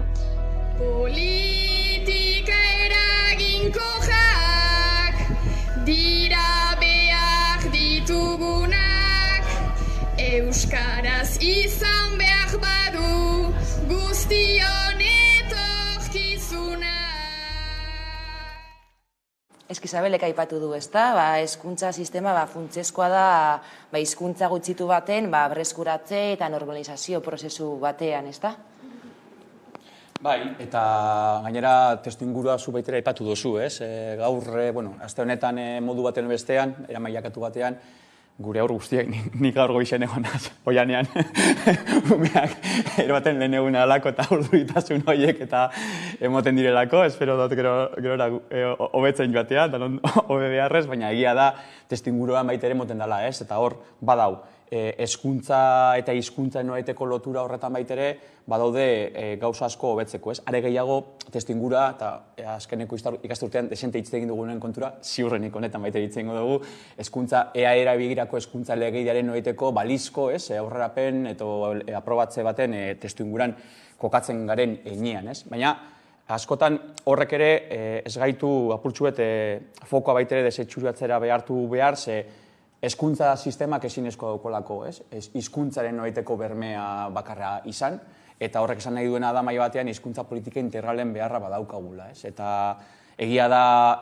vertebrazio horretarako ezinbesteko elementua dela, eta oraindik orain gure realitate zatikatu eta erabat diglosiko honetan, gure batez ere ondorengoek gehiengoak euskarari bizkarra emoteko hezkuntza bide oso bat egiten duela, eta datuak nahiko esanguratsuak dira. Nafarroa garaian igez, 60% baino gehiagokoek euskara beren ikase prozesuan baitere lekurik ez zeukon ikasketa prozesu bat etean kokatua daude, eta Ipar Euskal Herrian 57. Naiz eta orain pausoak ematen dira, eta nik uste baitere posgarria dela, adibidez, Ipar Euskal Herrian kolegio berri bat zabaldu izana, zehaskak, eta euskaraz ikasteko aurrera pauso gehiago mon. Baina realitateak erakusten diguna da, hezkuntza elementuen baitere gauza asko dauzkagula egiteko eta hizkuntzaren papera klabea dela, baina aldi berean baitere fokoa zabaldu eta gainera ikusten ari garen testuinguruan euskararen noraiteko hizkuntza politika integral baten beharra daukagula, arlo publikotik hasita, jendartearen aktibaziotik jarraituta, oldarraldi juridikoei begirako erantzunea lotuta, hezkuntza legedi edo hezkuntza araudiei lotura, eta barrak, ez? Orduan, horrelako subjektuek atentzioa jartzea gainera kursoa hasieran eta daukagune erronke gaineran, ezin dugu ez dara galdu pista datorren urtean ziurrenik, 3 herrialde hauetan baitera hauteskundeak izango ditugula, edo aurten, horregatik isilunaz, non desan, baina orduen aurki izango ditugula, eta orduen maila batean, eta biatzen garela realitate oso gordin batetatik, eta dela, gaur egune marko 3 herrialdeei begira ere daukagun marko legala hezkuntzari dagokionean orain dela 40 urtetakoa dela eta ez dira erantzuten gaur eguneko erronkei, eta horri berriztapen erabateko integral bat beharra duela, eta hor daukagu asko egiteko. Bai, nik uste lehenengo eta behin eskertu behar dela, kontseiluak horrelako dosier bat plazaratzea eta kontseiluak berak egiten duen lana, justuki nahiko orokortua dagoelako eta nik uste nahiko kontsentsua dagoelako euskararen egoera ez dela bat ere ona, baina hemen dakaguna da izugarrizko fotografia on bat, eta bada guretzako lanabes bat, justuki demandak eta estrategia hori diseinatzea aldera. Orduan zentzu horretan nik uste izugarrizko lana egiten duela kontseiluak eta eskertu beharrekoa dela. Hau esaten dut justuki lehenok ibanik oso ondo aipatzen zuen, izugarrizko oldargaldi baten aurrean gauden hor nik uste kontseiluak ezinbesteko agente bat dela. Hau esan da, egia da, hezkuntzan jarri dutela begirada, kurtso hasiera dalako batetik eta hezkuntzaletik erronka batzuk ditugula. Asko izan gara gure lehenengo hitzak eskolan entzun ditugunak euskaraz, ni behintzat, hala esan nuen, nire guras bakardaldunak dira eta nire lehenengo hitzak euskaraz eskola batean entzun nitun eta eskola batean euskaldundu nintzen. Bide batez, ez guztiz, eta hau ere erakusten du nola euskalduntzen du tamalez gaur egun eskola, gero euskaltegira jo nintzen eta eskerrak ere euskara militantzia bat bezala ulertu izan dudala, baina bai da euskalduntze agente ezinbesteko bat, eta gainera da oso importantia izatea, zen diskriminazio aldetik eta desberdintasun aldetik oso politia da eta ojala ume guztik bere guraz euskaldunak izatea, baina ez da hori, eta ume guztiak eduki behar dute eskubidea euskara ikasteko, eta eskola da eskubide hori bermatzen duena. Horregatik uste bereziki importantia dela hezkuntzan eta eskolan begirada ipintzea. Hori batetik. Bestetik egia da hemen fotografia ikusita dakagula, nik esango nuke bi era, bi estenatoki. Batetik EAen gertatzen dana, eta bestetik iparraldean eta Nafarroan gertatzen dana. Egia da, egoera latzagoa dela, bai iparraldean eta bai Nafarroan, eta ara izugarrizko esfortzuak ipini behar ditugula, baina niri kezkatzen hau Euskal Autonomia Erkidegokoa zergatik. Zenen justu Euskal Autonomia Erkidegoan euskararen aldeko diskurtso instituzional bat dago, Eta egia da, iparraldean, estatu frantzesa nahiko txubinista dela, eta euskararen kontrako diskurtsoak izan ditut, Nafarroan baita, baina ni eaen ez ditut entzun instituzionalki diskurtso kontrakoak, baina datuak ez dira bat ere onak, ordun zer da honen ondorioa, baditugun politika publikoak ez direla batera onak, eta ez direla integralak, zuk justuk izan duzun bezalaxe, eta hemen EAJak gobernatzen du, beraz, erantzulea EAJak izango da, ez? Neri hau da kezkatzen nagoena batetik. Eta bestetik, eta asko hitz egingo dugu, eta asko hitz egin dugu aurten hezkuntza legeaz, eta importantia da, zen hezkuntza legea, euskara, hor da, euskara dakan, ez nudo bat, ez? Ia dana egon gara hitz egiten itunpeko eta publikoren aldeko eztabaida horretan, baina euskararen afera ere oso importantea da hezkuntza legean, eta hortze 3 jarrera ikusi ditugu, bat alderdi popularraena, ez deta saldu behar danok dakigu zein dan, baina hortze dago beste bat, eta da PSRena. PSek argi eta garbi esan du, mai berdinean jarri nahi dula gaztelania, ingelesa eta euskera, eta tamalez, eta ni honekin oso kritika naiz, uste dut bai EAJak eta bai Bilduk erosi dutela marko hori, ez? Eta gaur egun dakagun proposamena mai gainean aldatu daitekena, eta oraindik irekita dagona da, eskolan B2 bat. Osea, eskola B2 batekin bukatu behar dela. Ni B2 batekin bukatu nuen eskola, eta geho, 5 urte egon nintzen euskaltegian. Beraz, B2 bat ez du euskalduntzen. Orduan nik uste hemen ere, beste roka badela, eta da justuki hezkuntza lege hori ezin du horrela bukatu zen. Holan, egoera berdinean egongo gara hemendik hurrengo 10 urtera, ez? Gero helduko diogu hezkuntza legearen bueltakoei, eta orain bestelako gai bati heldu behar diogu, izan ere, Donostiako udaleku prebentzio, suhiltzaile eta salbamentu zerbitzua osatzen duen langileen kolektiboak nahikoa dela esan du. Izan ere, urteetan zehar, ez zaie euren aldarrikapenei erantzun udaletik, ezta? Eta gaiari heltzeko, pantailaren beste aldean ditugu, batetik Gorka Goiatze, suhiltzaile zerbitzuko teknikaria, eta Luis Mari Zabala, Dibizio Operatiboko ofizial ordea. Kaixo Gorka eta kaixo Luis Mari. Kaixo Guardian. Euskaren hasiera 2011 urtean kokatzen duzue, egun zein da egoera? Batetik hutsuneak ditugu burutzan, batetik inspektore jefea jubilatu egin zen martxoak 3an, eta bestetik zuzendaria ere bere kargoa utzi du beste kargo bat hartzeko, eta momentu honetan gaude inspektore jefe gabe eta zuzendariari gabe. Uztailetik aurretik eta martxotik ere. Batetik burutzeri gabe gaudela, eta gero bestetik aurrekontu kasuetan, bi aurrekontu nagusi daude, batetik orokorra, eta hori uztailean bukatu egin zen, agurtu. Ez dugu euki inolaz ere gasto extraordinariorik, nabarmena da, etzela iristen, gutxiek izela, eta uztailean, abenduan bukatu behartzena, uztailean bukatu egin zen. Hor sartzen dira gauzak, ohiko gauzak, konsumibleak, edo argindarra adibidez, edo horrelakoak. Mantenimendua, gasolioa, gauz guzti horiek. Bestetik, inbertsioko kapituluan ere, aurten, arraroa badare 0 eurokoa izango da. Beste hainbat gastu eta izango dira udaletxean eta gure kasuan 0 eurokoa da. 2023ko inbertsio kapituluan 0 euro ditugu. Hor, esaten dugun adibide seguruzki aproposena da, familia batean, kotxe berri bat erostea agian ongi dago, beharrezkoa da, baina beste mantenu gastu guztiak, elikadura, medikamentuak, arropa eta horiek ere urtero behar dute bere sarrera eta ezin da 0 eurokoa izan, hori da batetik.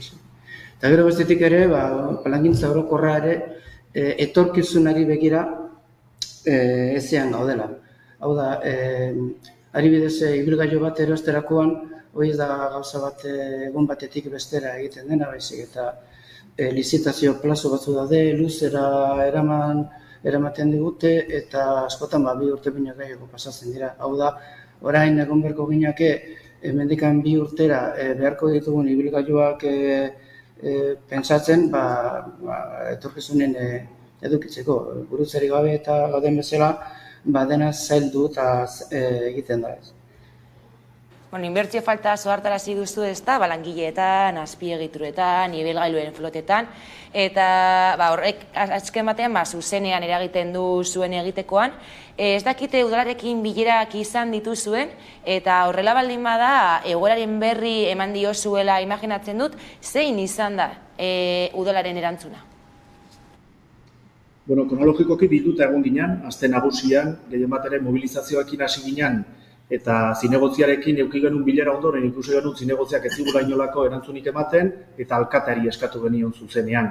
Alkatearekin aste nagusian eduki genuen bileran, ez genuen erantzunik eduki momentuan, eta orain arte guk berez jefaturatik bideratu den minimoekin behar diran dosierra pasadiogulako, horren erantzunik ez daukagu.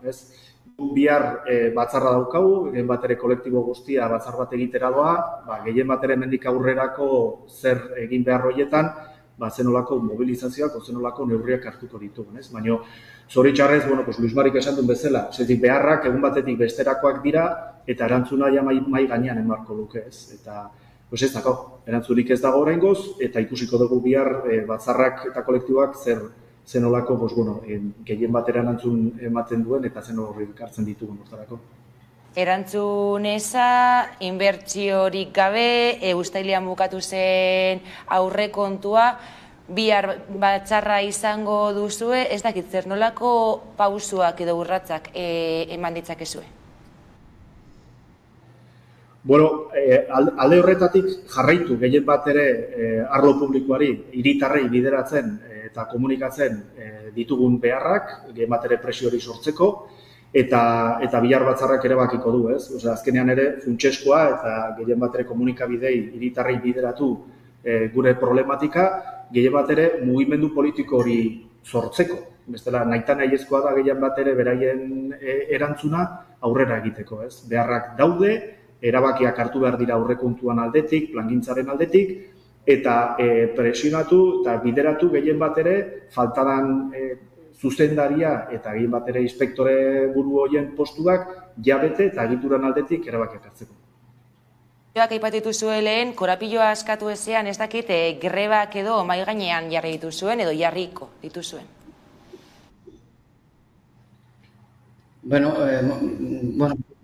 Mobilizazioak eta jarraituko diala, erantzunaren bat edo esan arte, edo ikusi arte gauzak bideratzen hasten direla.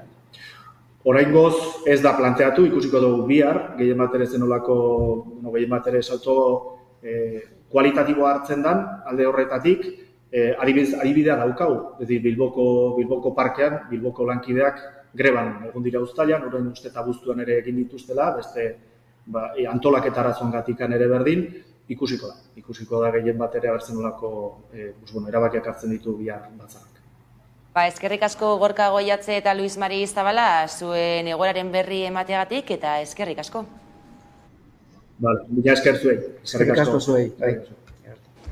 Entzun dugu ez, inbertsio, 0 euroko inbertsioa, uztailean bukatu zen bauren aurrekontua, ala ere Donostiakoa ez da kasu isolatua ez, Bilbon bertan ere olako zer gertatu da, langileak naskatuta daude. Eske, kanpotik ikusita ez, urte osoko aurrekontua kalkulatzen dezunean eta uztailean bukatzea, hori bakarrikan logika bataka, zerbait oso grabea edo kontrolpean kontrolatu ezin dezazuna gertatzen bada. Ez da kauza. Ez da alan gertatu, alegia gertatu indana da, aurrekontu gutxi jarri diozula hortara, ez? Baina ere gehiago, inbertzioa 0 beixala definitzea, nik uste argi eta garbi erakusten duela zenolako baldintzetan dauden, ez? Eta hirugarrenik, hau justuki langileak eskatu behar dute, alegia, ez dira eskatzen ari soldata baten igoera, bidezkoa izan daitekena, ez? Eskatzen ari direna dira medioak bere lana ondo egiteko, eta hau da, benetan kezkagarria dana, ez? Gorputz publiko bat direlako, ez da, nire ez gogoratzen ez, pandemian zenolako diskurtso grandilokuenteak entzun genituen, eta ze importanteak ziren medikoak, eta ze importanteak ziren eizainak, eta ze importanteak ziren suhiltzaileak, eta zero inbertsioa daukagu pandemia eta bukatu ostean, ez? Beraz, kezkagarria da, eta erantzule argi badauka, eta da udalak, ez? Udalak da aurrekontu hori definitzen duna, eta egiten duna, ez? Eta, bueno, argi eta garbi erakutsi dute, udalaren jarrera ez dela bat ere gertua behintzat, ez? Bai, ni azken horreri, deigarrena iruditen dute berien adierazpenetatik, ez? Orain arte eta batez ere kontestu ikusita langileen borrokaren noiteko funts handiena gehiago lotua izan dela, ez?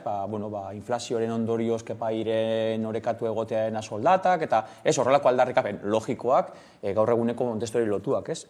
Aldiz, azpimarra gehiena egin izan dutena gehiago izan da, beren lana modu alik eta ez duinen eta oberen egiteko beharreko lituzketen baliabideak, inkluso egituran dauden utxune batzuek ez betetzeak sortzen dituen horieteko, ez? Utzikeriak edo kudeaketak edo antolaketarako ezintasunak, ez? Hori funtzionamendu eskaz baten ondorioa baino ez da bestelako arrazoi baten horieteko elementua, ez? Eta gero, galetu beharko nioke, zurine planatu duen moduan, horren zer da gertatzen nahi dana. Eta gainera, urte desentetsuko abia puntua jarri izan dute baitere, egoera txartzen joan izan dela noiteko kokapena, eta nik uste dut hor badagoela oso sakoneko problematika bat horrekiko. Eta gero, batez ere, eta langile publikoak eta zer motako langile funtzio betetzen dutenen testu inguran, klaro, suhiltzailea dira. Eta azkenean, bereien lana egin ezin izateak ekartzen duena da jendarteren, beraz, gure noiteko arreta edo dalakoaren noiteko jeitxira bat, kalidadean, egoeratan, arriskuetan eta barrak. Emergentzia klimatiko baten aurrean gauden momentu gainean, ez? Eta txertan juste petzan joan hori, ez, da hori, ez, uda baten testu inguran, zintzen ikusi dugun adibidez, ez, gradu igoerek, sasuteak eta bar gainera emon izan direla, ez, orduen, gauza hauen ikuste do, serio hartu behar direla urgentziez eta benetan denbora lusatzeak ez dut uste inori laguntzen dionik, eta uste dut suhiltzaileak zentzu horretan badabiltzatela pausoak emoten, dagokiona alarma eta urgentzia emon, eta horrekiko noiteko soluzio komun bat topatzea aldera, beraz.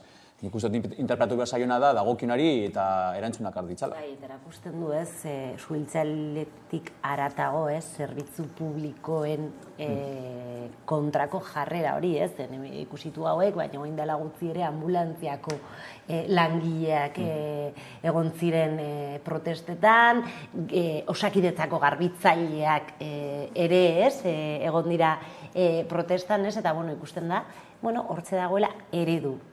Berriz ere, beti esaten dugu eredu sozioekonomikoa maigainean, eta alegia, zein da apustua, adibidez ambulantzien kasuan apustua privatizatzea, mediku eta erizainen kasuan da, medikuak kentzea adibidez ambulatorio batzuetatik, eta hemen ikusten duguna da, inbertzioak bera egitea. Ez lehenu ateratzen zen jartzen aritzareten bideoan, suhiltzaileen kamioi bat, eta pankarta bat jartzen zuten, eta 20 urteko kamioia. Nik ez dut ulertzen oso ondo, baina uste 20 urteko, nire daukat 20 urteko kotxe bat, baina nahi kotxeak hartzen dit Gasteiztik Bilbora, edo saiatzen nahi sikiera Gasteiztik Bilbora ekartzen autobus hartzen dualako, ez baina horrelako behikulo bat benetan, nik uste izan behar dela, ona eta aktualizatuta justuki lanabesa dalako lana aurrera atatzeko, ez? Beraz, nik uste ere oso eskertzekoa dela, suhiltzaileak bere gain hartzea ere borroka hori, zen ez justuki ez dira bere lan baldintze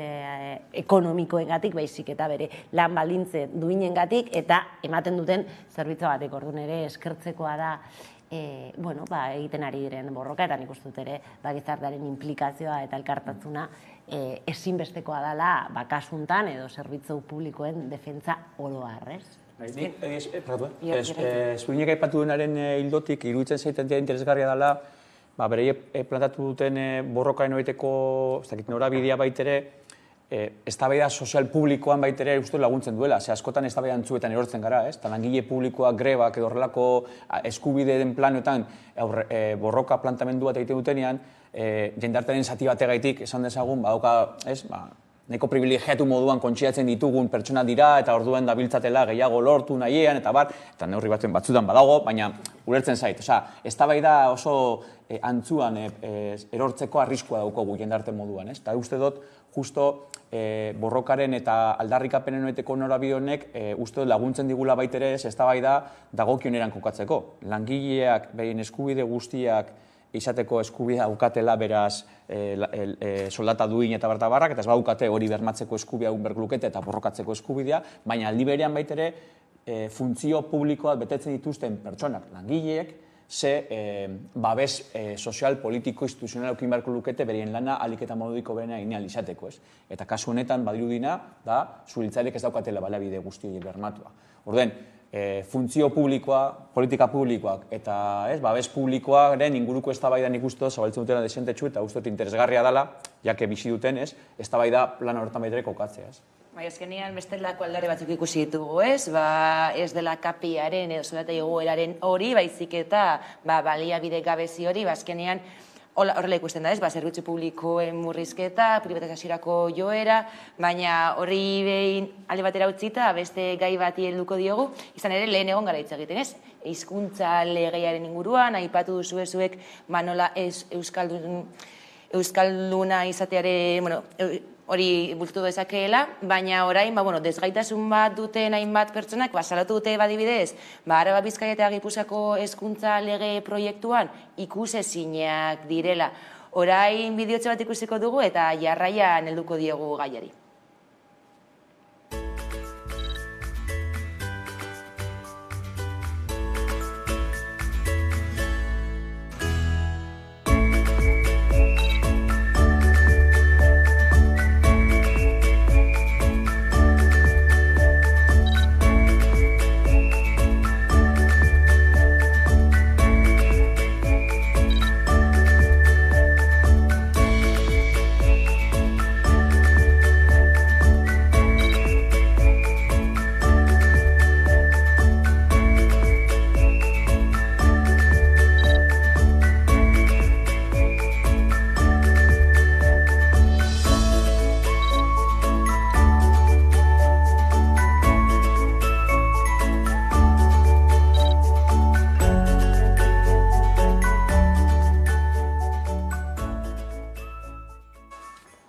Lehen hitz egin du euskalduntzeari buruz, lehen B2 maila bukatu behar zela batzilergoan, oin C1 maila lortu nahi dela, orain ez dela inklusiboa hezkuntza lege hau, ez dakit nondik edo begiratu, gabezi asko ditu legeak, ez da?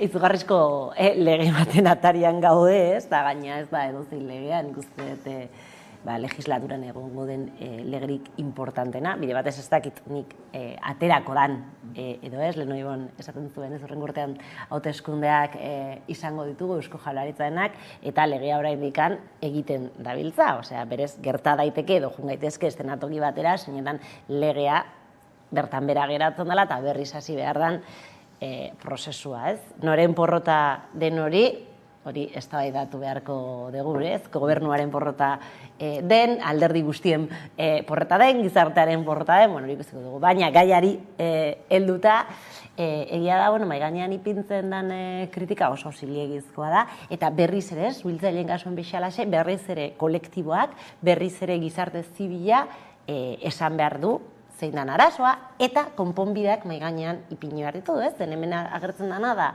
arazo bat dago,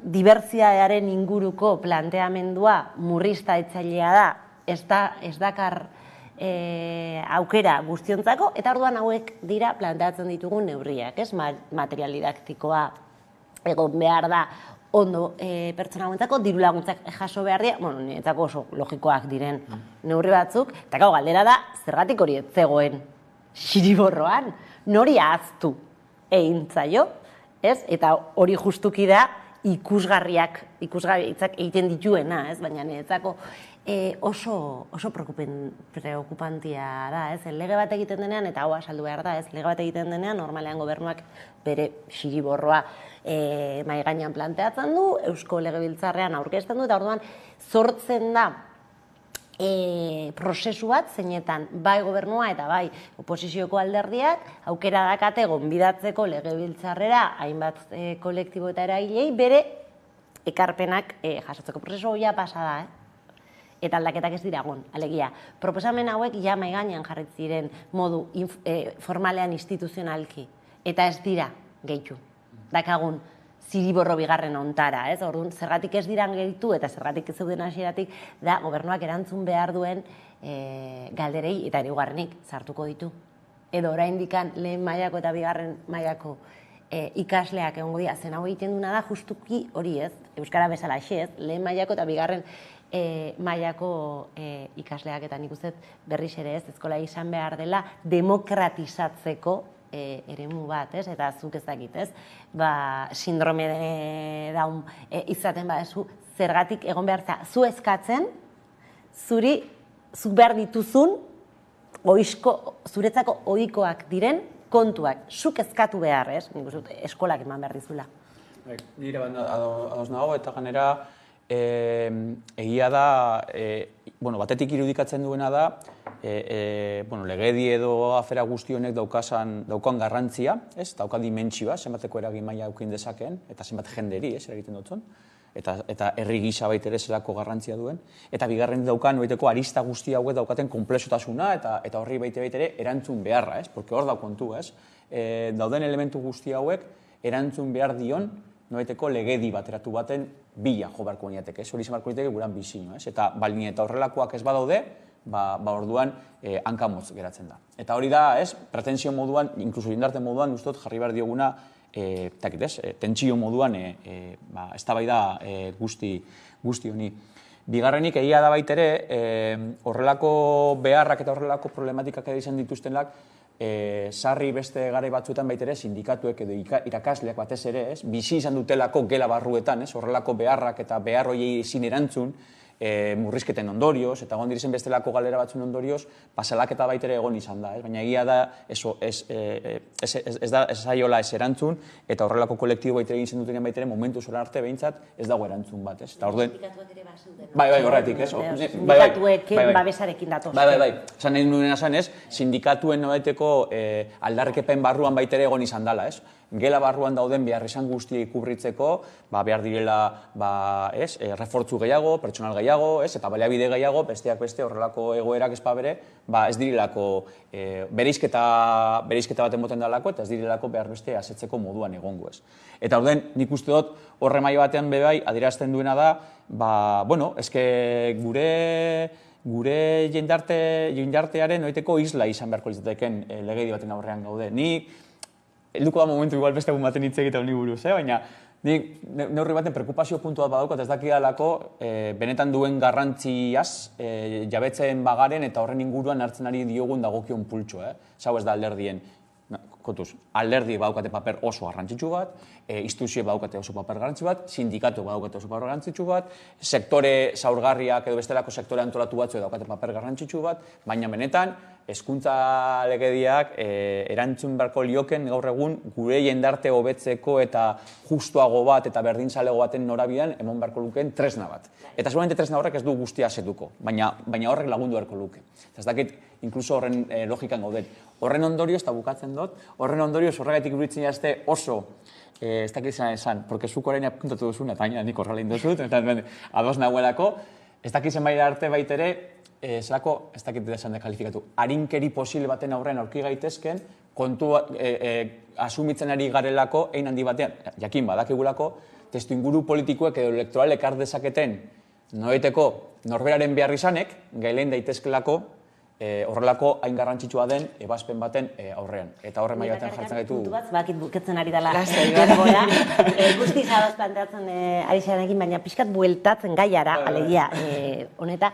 Zuk esan duzun etzak oso klabea den gauza bat, baina nik egituko nioke edo erpin bat ipiniko nuke, zuk esan duzu askotan, ez geha ailegatzen, berizitasun dituzten pertsonei murrizketak egon direlako, eta egia dala, baina nik egituko nuke ere gure irakurketa biziki kapasitista dalako, ez? Lege hau pentsatzen dugulako gorputz batzuentzako, pertsona batzuentzako, ez?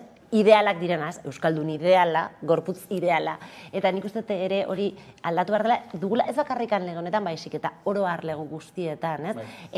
Ume bat aulkian egoten bada, edo sindrome de Downa badaka, edo ez badutzunte, ez da arraroa, ez da ez gaia ume bat, ez? Eta honekin, lan egin behar dugu, eta honekin egin behar gure politika publikoa, gure sindikalgintza, gure borroka, ez? Gorputz guztiak balio bat dakate, eta gorputz guztiak hortxe daude, ez? Eta niretzako hori importantia da, ez murrizketa bakarrikan, baizik eta ikuspegi global hori. Azken horrekin, amaiera eman behar diogu gaurko sagazaldiari, eskerrik asko Zuriñe Rodríguez eta Ibon Beñika gurekin izateagatik, eta orain tarte bat eta jarraian itzuliko gara eguneko albisteekin irati jartzaren eskutik.